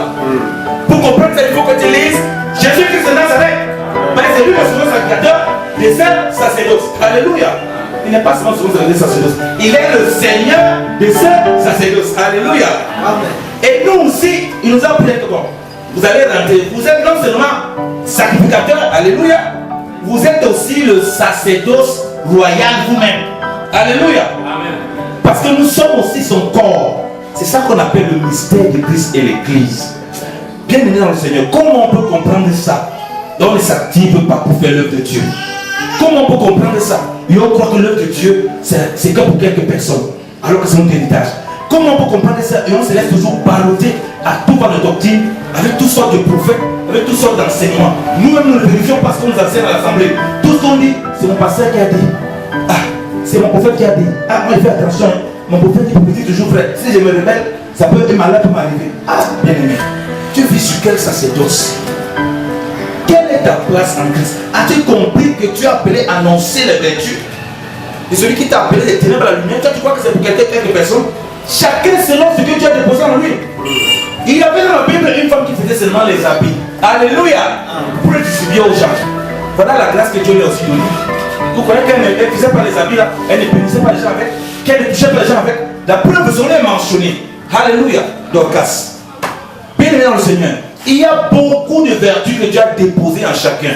Quand nous sommes enfants de Dieu, parce que nous appartenons à ce sacerdoce. Mais parce qu'on cache ça, certains le veulent bien le cacher, parce qu'ils ont peur que les frères manifestent certains dons dans l'église et ça perd, et ils perdent leur position. Il n'y a pas de concurrence dans la maison de Dieu. Chacun a sa place. Alléluia. Amen. Je peux avoir le don d'enseigner, mais c'est un frère là qui ne parle même pas qui a le don de guérir. Alléluia. Amen. Mais pourquoi on veut centraliser ça sur un homme? Ce n'est pas comme ça. Nous sommes des sacerdoces royales, nous ne sommes plus ici. Ici, il y avait quelques-uns qui avaient l'onction. Ici, tout le monde a l'onction. Alléluia. Ne cherchez pas à prendre mon onction. Chacun a pour lui. Alléluia. Et chacun doit servir Dieu avec la grâce que Dieu l'a donnée. Alléluia. Le temps est parti, vraiment, il faut que j'arrête là. Que les hommes bénissent abondamment. On pourra continuer demain. Soyez abondamment bénis. Amen. Amen.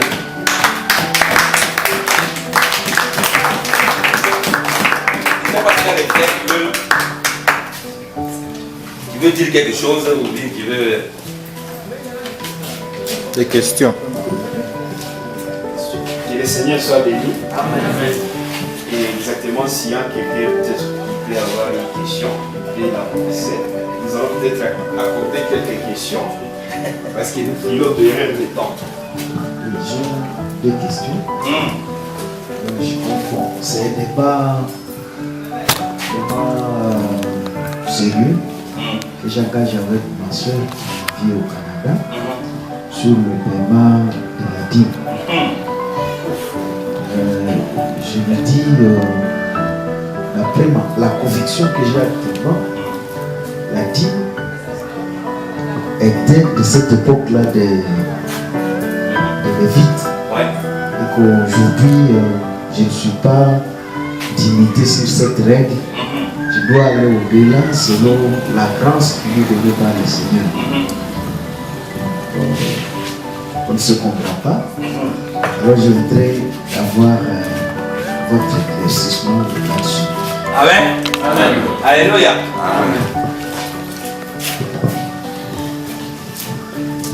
Amen. Merci homme de Dieu pour la parole.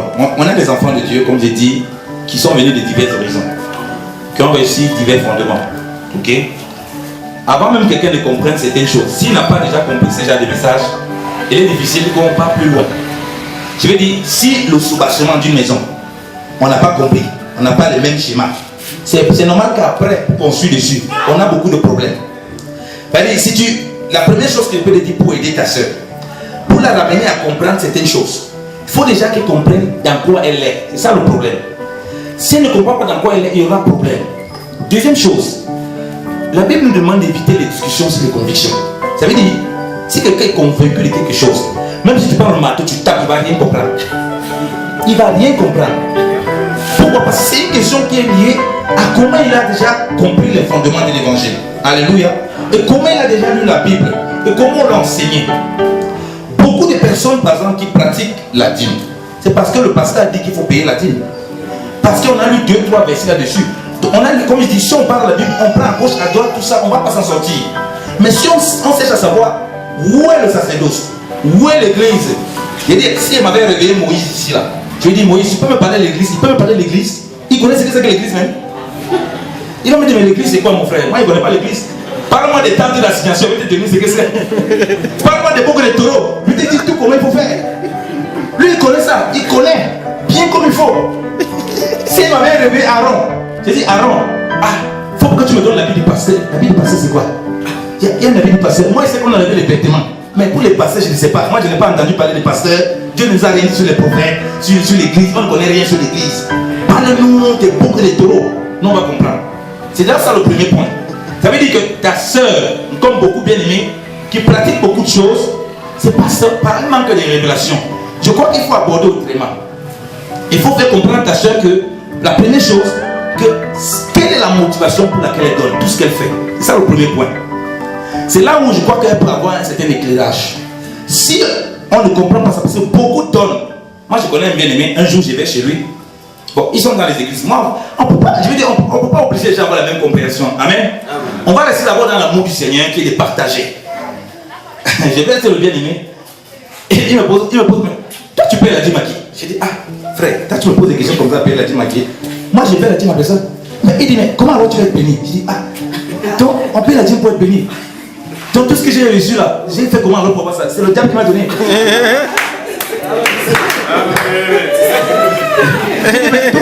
Tout ce que j'ai eu là depuis de Dieu là, c'est le diable qui m'a donné ça. Je ne sais pas, il faut m'expliquer. Il dit, mais tu payes la dîme pourquoi? Il me dit, il paye la dîme pour protéger ses finances. Il dit, frère, tu étais ici là, tu ne travaillais pas d'abord. Qui avait protégé tes finances en ce moment là? Tu ne travaillais pas, tu ne payais pas dîme. Mais en ce moment, tu venais à manger. Tu avais argent.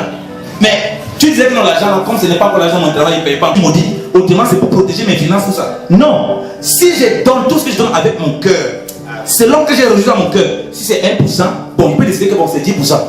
Ça me regarde. Je décide comme ça, tous les 20 mois, 10%. Le jour où je ne parle même pas de 10%, je donne 1%. Le jour où même 1% il n'y a pas, je ne donne rien. Amen. Parce que c'est comme ça que mon cœur est disposé. Alléluia. Amen. Donc il faut d'abord l'amener à ça, de la disposition de son cœur. Pourquoi tu donnes les choses? Si elle commence à comprendre, ma motivation n'est pas bonne, c'est là où Dieu peut te l'amener à l'éclairer davantage. Mais si vous rentrez seulement, non, c'est une situation de la grâce, machin, vous allez sauter des versets en versets, des versets en versets, des versets en versets, elle ne va rien comprendre. La disposition de notre cœur est très importante pour amener les gens, les autres à comprendre qu'on ne fait pas les choses parce qu'on a peur. On ne fait pas les choses premièrement parce qu'on a peur que Dieu nous punisse. Ça, ce n'est pas la grâce. On ne fait pas les choses sous prétexte qu'on veut être béni. Ça, ce n'est pas non plus la grâce. On n'achète pas Dieu. Donc, c'est d'abord ça pour les ramener. Ensuite, maintenant, vous pouvez aller sur le plan doctrinal. S'ils ont compris ces fondements, pour aller sur le plan doctrinal, pour les expliquer tout, comment Dieu avait placé les systèmes de dîmes. Vous l'avez prendre le sacerdoce, on va les expliquer. Alors, quand on prend ça déjà, on explique. Il y a beaucoup de choses qui tombent. Beaucoup de choses tombent. Si je dis, on a dit là que c'est une nouvelle loi. On a lu là, c'est une nouvelle loi. Alors, si je veux commencer à comprendre la nouvelle loi là, est-ce que je peux aller lire cette loi là, je la comprends? Je ne peux pas. Quand je vais aller lire ça, il va me parler de beaucoup de taureaux, des chevaux, des machins, des ânes, il va me parler des vaches. Il ne peut pas me parler des choses qui concernent. Il faut que je lise Christ. Et puis il m'explique. Et en ce moment, je peux maintenant comprendre ce qui était de l'ombre. Je crois que c'est comme ça qu'il faut que vous abordez à votre soeur pour éprouver ses motivations. Parce que s'il est vraiment enfant de Dieu, elle ne va pas se rendre compte que ses motivations n'étaient pas pures. C'est là où maintenant les écarts peuvent tomber. Si vous lui expliquez n'importe quoi, si elle est convaincue dans son esprit et fonce comme ça, c'est comme son pareil mur. Alléluia. Parce que ça va, vous allez toujours être dans un débat de paroles. Qu'elle comprenne son identité en Christ, qu'elle comprenne qu'elle donne, elle ne donne pas pour recevoir quelque chose de Dieu, elle donne parce qu'elle aime le Seigneur, elle aime les frères, elle a compris qu'il faut contribuer à l'œuvre de Dieu. Ça c'est un premier point, ça c'est un point gagnant. Amen. Ensuite, maintenant, petit à petit, les écarts vont tomber sur autre chose. Dans le cas contraire, vous allez continuer à vous bagarrer pour rien. Amen. Je ne sais pas si ça répond à ta question. Je sais pas si quelqu'un d'autre a une autre question. Merci pour la parole accordée. C'est une grande joie d'être là cet après-midi. C'est hier qu'on discutait qu'on parlait avec les frères qui m'ont parlé de cette rencontre entre les frères et je voulais venir. Et j'ai une question, c'est à propos du baptême.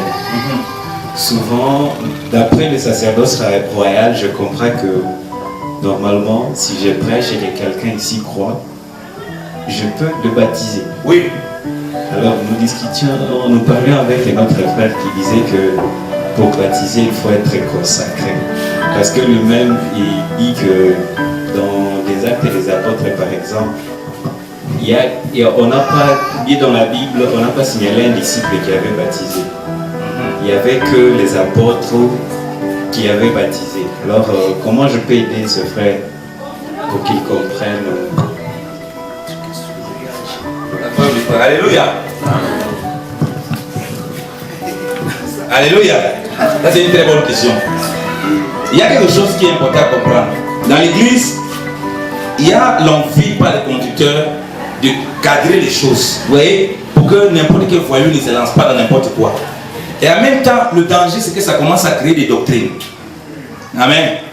Jésus n'a pas donné un commandement pour dire qu'il faut être apôtre, il faut être prophète, il faut être pasteur pour baptiser. Il n'a pas donné ça. Il a dit, allez faire des nations des disciples. Il est baptisé au nom du Père, du Fils et du Saint-Esprit. Il a dit, allez faire des nations des disciples. Ok? Bon, moi je pose la question simple. Maintenant, si quelqu'un va prêcher l'évangile dans un petit village ici en Brousse là-bas, ok? Il va prêcher, la personne n'a cru. Donc il va aller porter la personne, la maman là, il va aller la porter. Il va aller chercher un pasteur dans une église là-bas. Pour que le pasteur la baptise. C'est un non-sens. Non. Il ne faut pas que le fait que les gens essaient de cadrer les choses.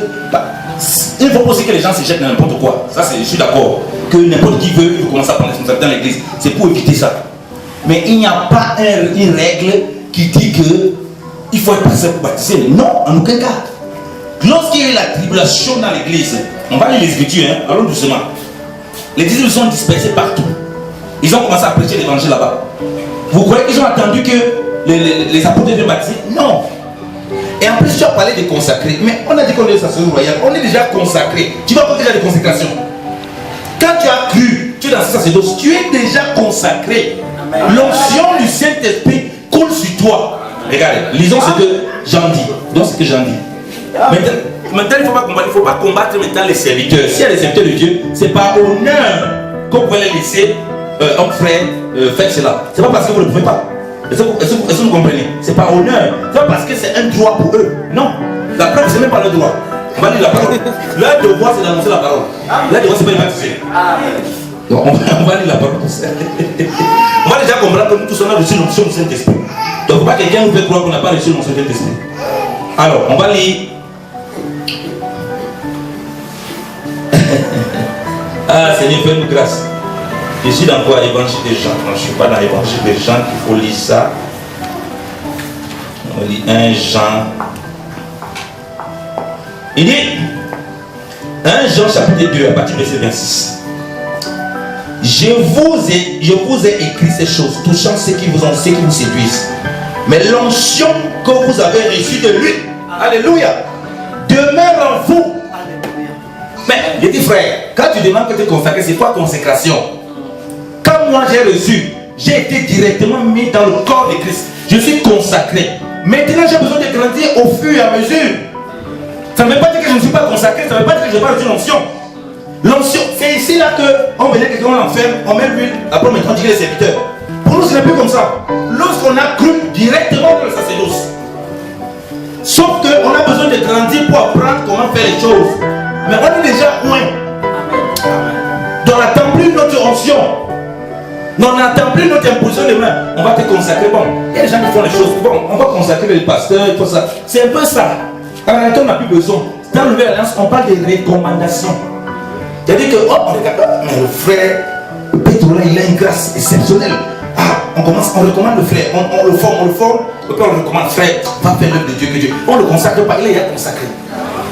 C'est Christ qui consacre son église, qui consacre ses serviteurs. On ne peut pas consacrer un loin. Tu consacres quoi sur lui? Il a déjà l'onction. Ici, on consacrait parce qu'il n'y avait pas l'onction. Voilà pourquoi on prenait la corne d'huile, on mettait pour dire que voilà, il y a maintenant l'huile, tu es maintenant serviteur de Dieu. Toi, on va définir que tu es serviteur de Dieu quand? On va définir ça quand? C'est quand tu as cru, tu as reçu l'onction, tu es déjà serviteur de Dieu. Mais sauf que tu ne peux pas te mettre à faire n'importe quoi, on a besoin de t'encadrer. Maintenant, lisons Jean chapitre 4. Jean chapitre 4. Jean chapitre 4. On dit ceci à partir de verset 1. Plus de disciples que Jean. Toutefois, Jésus ne baptisait pas point lui-même, mais c'était ses disciples. Alléluia. Amen. On n'a pas dit ses apôtres. Jésus n'avait pas que 12 apôtres, il avait les disciples avec lui. C'est parmi les disciples qu'il y avait 12 apôtres. Donc tous les disciples là, ils avaient le droit, quand les gens venaient croire en Jésus-Christ, de les faire baptiser. Dans le maître était là, il disait que baptiser. Allez, baptisez-moi ces gens-là.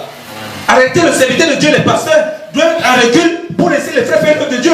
Mais il faut le contraire. Si on doit suivre Christ, en réalité, c'est lui qui est là pour instruire, pour former. Il se met à côté, il partage l'œuvre.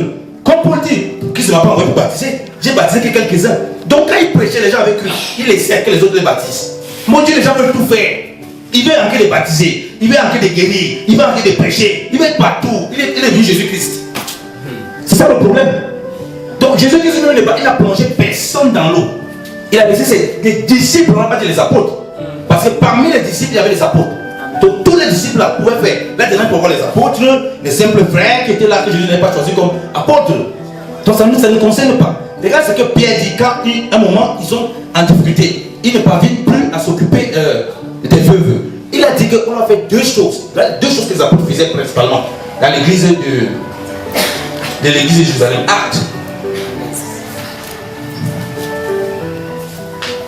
Actes chapitre 6.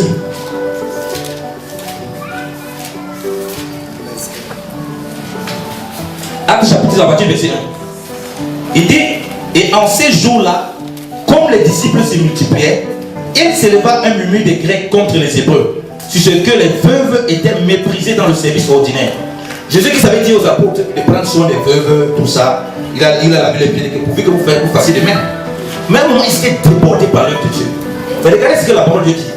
Comme les gens sont pleins, c'est pourquoi les 12 ayant appelé la multitude des disciples, les 12 ont appelé tous les disciples. Ils ont dit, il n'est pas raisonnable que nous laissions la parole de Dieu pour servir aux tables, donc pour faire le diaconat. Parce que c'était ce qu'ils faisaient. Vous comprenez? Le Seigneur avait dit que faites ça. Ils ont commencé à faire, ils faisaient beaucoup de choses. Ils ont commencé à voir que les gens se plaignaient parce qu'ils ne faisaient plus.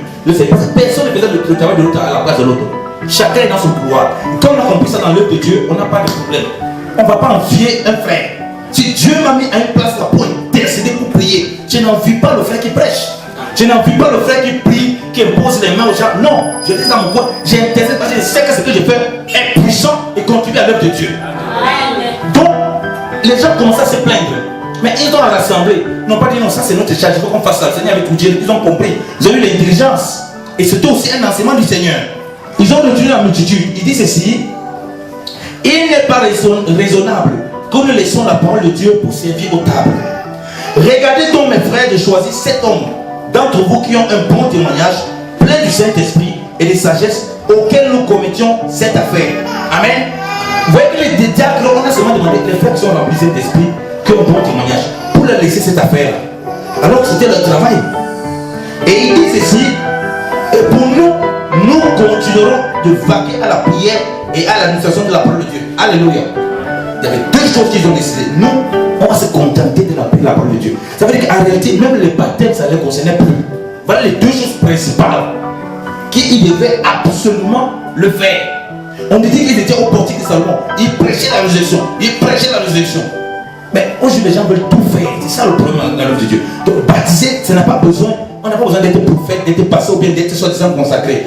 Dès qu'on est un enfant de Dieu, il faut qu'on sache que, si on se trouve dans une situation, on peut se retrouver en train de le faire. Mais pour la cohérence de l'assemblée, pour qu'il n'y ait pas les débordements, c'est aussi pour ça que tu as mis des conducteurs. S'il y a des conducteurs, il est préférable de les laisser afin qu'ils organisent comme les apôtres ont organisé. Alléluia.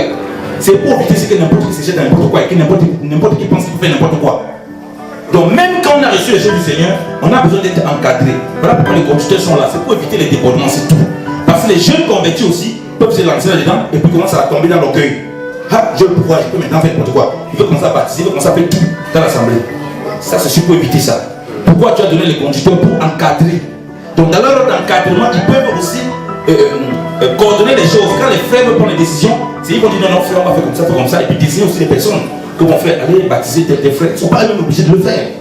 Allez baptiser tes frères. Vaquer à autre chose. Pourquoi vous voulez avoir la gloire? Pour voir si vous qui êtes devant. Ce n'est pas comme ça. Amen. C'est pas si quelqu'un d'autre a une question. Le micro est là. Aux promesses de l'ancienne alliance. Bon, je ne sais pas. Il y en a qui disent que ces promesses-là sont encore conditionnées. Dans notre cas, il y en a qui disent que ce sont des promesses. Quelles promesses principalement? Bon, par exemple, la Deutéronome 28. Si vous restez fidèles dans la parole, si vous exécutez les commandements, voici les promesses qui vont vous suivre. Si vous n'obéissez pas, voici les malheurs qui vont vous suivre. Alors il y en a qui estiment que à Christ, cela a été accompli. Donc on n'a pas besoin de... Il suffit qu'on croit pour qu'on voie toutes ces promesses-là dans sa vie. Alors je voudrais avoir une précision là-dessus.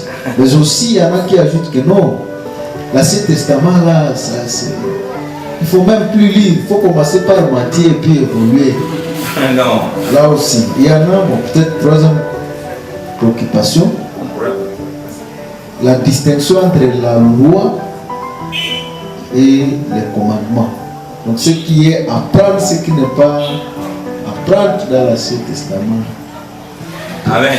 Tu poses beaucoup de questions que je pense que on pourrait résoudre ça avec un prochain enseignement lorsqu'on va aller plus en profondeur dans le sacerdoce royal. Parce que avec ce petit enseignement, on ne peut pas tout couvrir. Amen. Amen. On a seulement vu la transaction pour comprendre le sacerdoce royal et comprendre que pour comprendre l'église, tu ne peux pas interroger directement sur le site, tu ne peux pas vraiment t'expliquer comment le fonctionnement de l'église se passe. C'est-à-dire qu'il faut partir à partir de l'église pour voir comment ça fonctionne avant de comprendre ce qui est ici, qui est reporté là par l'esprit, et ce qui est ici qui ne peut plus être fait. J'ai pris un exemple simple. Les sacrifices des boucs. On n'a pas besoin d'avoir une grande révélation pour comprendre qu'on peut plus faire les sacrifices des boucs. Amen. Maintenant, la question de la conscience. La question de la conscience. Bon, on a lu là que les gens ici avaient toujours la conscience du péché. Que Christ vient laver notre conscience des œuvres mortes. Amen. Maintenant, on a une nouvelle façon de fonctionner. Quand Dieu dit, tu fais ça, tu ne peux pas faire ça, tu fais ça, tu ne peux pas faire ça, c'est exactement le principe de la loi. Tu fais ça, tu ne peux pas faire ça. Qu'est-ce que tu vas commencer à faire? Tu vas commencer à faire les choses pour plaire à Dieu. Tu vas commencer les choses pour avoir des bénédictions. Et ce n'est pas le principe de la grâce. Ça ne veut pas dire que les choses là, tu ne peux pas les avoir dans ta marche. Et ce n'est pas parce que tu as lu de nom 29. Non. Ce serait pourquoi lisons Galates 5. Parce qu'il faut bien comprendre, cette œuvre-là que Dieu a dit, tu peux le retrouver dans ta vie. Ce n'est pas parce que c'est un commandement qui dit, si tu ne fais pas ça, tu auras ça. Mais à cause de ce que ça révélait de façon prophétique. Parce que si tu lis ça seulement en commandement, tu ne comprends rien. En réalité, Dieu montrait dans cet Deutéronome-là les œuvres de la chair et les œuvres de l'esprit. On va lire.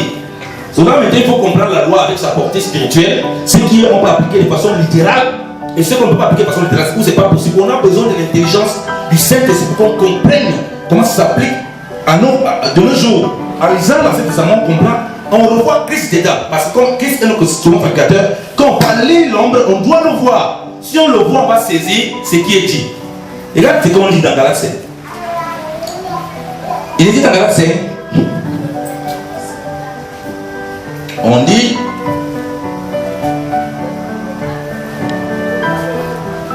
à partir du verset 16, marchez selon l'esprit et vous n'accomplirez point les convoitises de la chair, car la chair convoite contre l'esprit et l'esprit convoite contre la chair, et ces choses sont opposées l'une à l'autre, tellement que vous ne faites point les choses que vous voudrez. Or, si vous êtes conduit par l'esprit, vous n'êtes point sous la loi. Alléluia. Si vous êtes conduit par l'esprit, vous n'êtes point sous la loi. Ça veut dire quoi? Je ne suis plus dans. Si je fais ça, j'aurai la bénédiction. Si je ne fais pas ça, j'aurai la malédiction. Ce n'est plus comme ça. Les œuvres de la chair eux-mêmes m'exposent au péché et à toutes les conséquences du péché. Est-ce que tu comprends, mon frère? Donc quand je commence à lire le 9, je ne lis plus comme quelqu'un qui lit sous la loi. Je commence à comprendre que pour vivre les bénédictions de Dieu, je n'ai qu'à marcher par l'esprit. Amen. Donc c'est pas parce que je vais lire là-bas que si tu fais ça, tu auras ça. Ça veut dire quoi? Ça veut dire que je peux choisir dans la Bible ce que je veux. Si j'ai fait ça, j'ai ça. Alors tu vas choisir ces deux-là. J'ai fait ça, j'ai ça. Les autres, ils ne peuvent pas t'empêcher la malédiction sur ça. Oh, ce n'est pas comme ça. Est-ce que tu vois? Quand tu vois la portée prophétique de Deutéronome 29, tu comprends que, attention, tu ne peux pas marcher selon la chair. Tu marches selon la chair, tu auras les conséquences de la chair. On dit bien que l'affection de la chair, c'est la mort. L'affection de l'esprit, c'est la vie. Amen. Donc quand quelqu'un va aller lire Deutéronome 29, il va pardonner, dit, quand l'esprit de Dieu dit, Seigneur, fais-moi grâce que je ne garde plus les choses pareilles. Que je garde les choses maintenant par ton esprit. Afin que c'est la vie de l'esprit qui domine sur moi. Pour que je fasse toujours ce que tu as demandé qu'il faut faire là. Parce que ce n'est plus pas ma propre force. Sinon il va aller faire le prix. Ah oui, il peut faire le prix, non? Là-dedans, j'ai dit, bon, Dieu a cité. Si je fais ça, j'aurai ça. Si je fais ça, j'aurai ça. Bon, sur les 10 qu'il a cités, s'il veut prendre 5. Et sur les... Même si 2 malheurs m'arrivent, c'est pas grave. Parce que quand on vit dans le péché. Sous la loi, aussi longtemps qu'on ne t'accepte pas. Si tu as commis la quitter, tu fais comme tu veux, non? Sous la loi, tu peux donner le sacrifice pour tes péchés. Donc, tant qu'on ne t'accepte pas, tu consommes le péché comme tu veux. Tu consommes comme tu veux. Tu dis, ah, il vient de donner beaucoup de sacrifice pour mes péchés, là, c'est bon. C'est pas comme ça. Est-ce que vous comprenez? Donc, tu comprends que quand tu lis ça avec l'esprit, tu as un autre regard. Tu vas partir de la loi de Christ, comprendre ce qui est dans l'ombre. Pour ne pas tomber dans le piège de la loi. Amen. Donc tu vas toujours lire. Moi je prêche avec l'enfant de Saint. Quand je prêche avec l'enfant de Saint, mais tu fais comment pour voir Christ? Je prêche l'enseignement toute l'église. Parce que tout est caché là-bas dedans. Mais sauf qu'il faut avoir reçu la révélation du sacerdoce royal, de la loi de Christ. En ce moment tu peux aller rentrer en arrière et tes yeux sont éclairés. Tu dis, attention, il ne faut pas que je m'amuse à lire la Bible comme ça. J'aurai un problème. Alléluia. Amen. Et bon, on peut continuer à lire. On dit par exemple, verset 19, car les œuvres de la chair sont évidentes, lesquelles sont l'adultère, la fornication, la souillure, l'impudicité, l'idolâtrie, l'empoisonnement, les inimitiés, les querelles, les jalousies, les colères, les disputes, les divisions, les sectes, les envies, les meurtres, les ivrogneries, les gourmandises et les choses semblables, et les choses semblables à celles-là, au sujet desquelles je vous prédis, comme je vous l'ai déjà dit, que ceux qui commettent de telles choses n'hériteront point le royaume de Dieu. Amen. Amen. Ce n'est pas ça qui est écrit là. Pourquoi pas aller lire de l'homme pour commencer à choisir là-dedans? Si je comprends que si je vis selon la chair, j'aurai les conséquences de la chair. Si je suis avec la chair, les démons vont faire ma fête. Même si je n'en ai pas n'importe quoi parce que délivre, je ne serai jamais délivré. Et si je tente aussi d'aller lire la parole, pour dire si je fais ça, je tombe sur le pied de la loi. Parce qu'il y a un jour, je ne vais pas faire ça et puis je vais être chopé par la loi. Parce que la loi dit maudit l'homme qui ne persévère pas dans ce qui est écrit dans la loi. Donc je commence à comprendre que pour accomplir ce que Dieu veut, il faut que je marche par l'esprit. C'est ça la différence. Amen. Amen. Si quelqu'un a une autre question? C'est qui a une question là? Moi j'ai pas une question, je veux juste. Ok. Je m'excuse, je vais vraiment bref parce que l'état fait défaut. Je veux juste. Moi c'est le verset qui m'a beaucoup béni lorsqu'on lisait Hébreux 8, le chapitre 6. Et c'est dit, maintenant il a obtenu, c'est-à-dire Jésus, il a obtenu un ministère d'autant plus supérieur qu'il est le médiateur d'une alliance plus excellente qui a été établie sur des meilleures promesses. En effet, si la première alliance avait été sans défaut, il n'aurait pas été question de la remplacer par une seconde. Amen. Amen. On dit maintenant nous avons hérité d'une alliance, en fait, d'un sacerdoce qui est beaucoup plus excellente que cette première, ces premiers sacerdoces. Alors, pour moi, c'est une interpellation où le Seigneur veut nous éclairer afin que les écailles tombent de nos yeux, de voir combien ce qu'il nous donne maintenant est beaucoup plus meilleur que ces sacerdoces auxquels nous voulons nous attacher et nous accrocher. Parce que les sacerdoces, c'est-à-dire les services, comme le serviteur a expliqué, en fait, les sacerdoces, il explique comme les services qu'au roi à Dieu. Or, les services que les Lévites rendaient au Seigneur étaient tellement glorieux. Si vous essayez de lire l'Ancien Testament, je pense que ça donne même la chair de poule. Vous voyez comment les sacrificateurs étaient en train de trembler lorsqu'ils exerçaient ces services, parce qu'il y avait un norme à respecter scrupuleusement pour que ces services soient agréés du Seigneur. Amen. Et ces serviteurs, et les Lévites, les sacrificateurs étaient tellement honorés du peuple, c'était vraiment une fonction qui était enviée et le plus prestigieux. Amen. Maintenant, avec tout ça, le Seigneur dit que cela était beaucoup moins inférieur avec ces sacerdoces actuels qui nous accordent en Jésus-Christ. Pourquoi continuerons encore à nous attacher aux choses que Dieu même vient de déclarer, que ce sont des choses qui n'ont pas de gloire, des choses qui sont passagères, qui sont inutiles, bon, permettez-moi d'appeler les termes.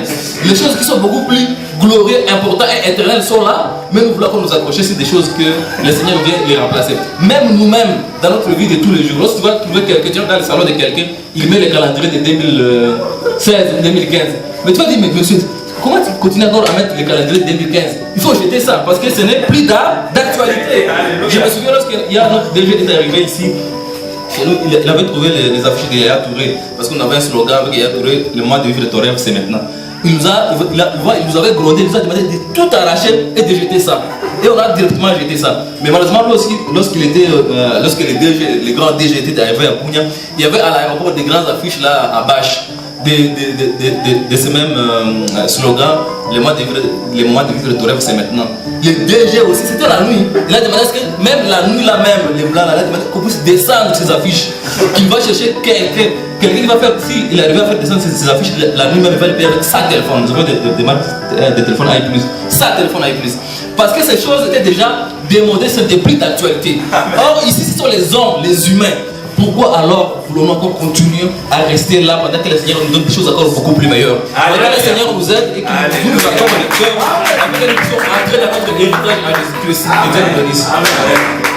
Merci encore une fois le Seigneur pour ce moment favorable qu'il a mis à notre portée pour que nous puissions bénéficier de quelque chose de merveilleux qui va pouvoir encore nous réconforter dans la marche chrétienne. Amen. Que les frères bénissent encore une fois les frères Yanni. Disons que Dieu bénit les frères Yanni pour ce message qu'il vient de mettre à notre portée. Sinon, nous allons tous bénir le Seigneur et le remercier selon que le Saint-Esprit pourra nous diriger dans la prière. Amen. Seigneur, merci pour ta grâce. Merci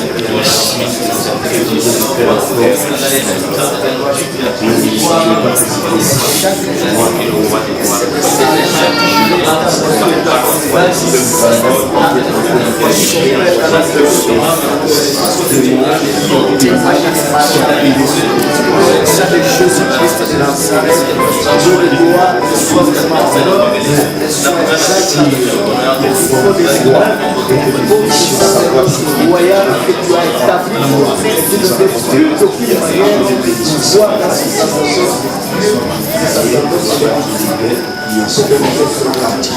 Dieu le sait, je laisse de Dieu te bénisse, Seigneur.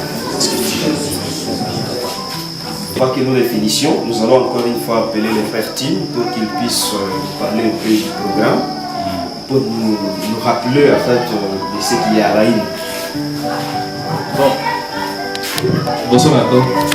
Comme l'état vraiment file, demain nous serons encore là, ok? Demain jeudi, demain vendredi. Samedi, le frère Yannick sera avec les étudiants ainsi que la crème intellectuelle. Si on sera là, en tout cas, vous tirez le point, mais samedi, il n'y a pas de programme de l'après-midi. Mais sinon, les lundis, nous commençons avec les descentes. Et éventuellement aussi, si on aura du temps, si le Seigneur le permet, on pourrait avoir des prédications à plein air. S'il n'y en aura pas, on vous les communiquera parce qu'il y a pas la journée de demain. Amen. Sinon, on aura aussi des réunions. Mais sinon, n'oubliez pas les parents de mercredi soir, nous aurons veillé à l'Angèle chez moi. Et la matinée, c'est-à-dire le matin du jeudi, pour ceux-là qui voudront recevoir leur baptême, il y aura une séance qui sera organisée très tôt le matin. Et les jeudis, les dimanches. Et ce dimanche ici, le frère Yannick est invité à l'aumônerie au niveau de l'ICG. C'est pour ce que je vais dire après, je ne vais pas développer. On va développer demain lorsqu'on aura plus de temps. Que le Seigneur nous bénisse. Merci beaucoup, frère Tim. Sinon, nous nous rappelons ici que le frère Tim venait de le dire. Surtout, soyons expéditifs. Il faut vite venir pour qu'on puisse chaque fois vite finir. Amen. Ça va pouvoir vous arranger, c'est là pour la gloire du Seigneur. Amen. Demain, nous allons prier les frères prêtres et d'avancer pour retirer la séance. Lèvons-nous et prions. Mfalme mwema, tunasema asante kwa sababu ya jioni ya leo. Asante Mwokozi kwa neno lako Mfalme. Asante kwa utakaso katika neno lako Mungu. Tumekubariki Bwana jioni ya leo kwa sababu umekuwa pamoja nasi na umehakikisha neno lako ya kwamba wawili ama watatu wanapokusanyika kwa jina lako, wewe ni katikati yao. Asante Bwana kwa sababu uwepo wako umeleta uzima wa ajabu ndani ya mioyo zetu Bwana wa majeshi. Ndio maana Bwana tumekuwa furaha katika uwepo wako Bwana wa majeshi. Tumekusifu Mungu kwa sababu umeleta macho yetu tena kukaza sana kukutazama wewe Bwana wa majeshi, ili imani yetu iweze kukuzwa ndani yako Bwana wa mabwana. Ninakushukuru kwa sababu ya jioni ya leo. Tatembea pamoja na kila mmoja Bwana, na utaendelea kumlinda na zaidi kutuweka katika ushirika bora pamoja na wewe katika njia ya imani. Asante kwa ajili ya kesho, maana utatupatia nafasi pia ya kuweza tena kuonekana hapa na kuendelea Bwana kuongea juu ya neno lako. Ni katika jina la Yesu Kristo tumeomba na kuamini. Amen. Sois béni, cameraman, photographe. Merci.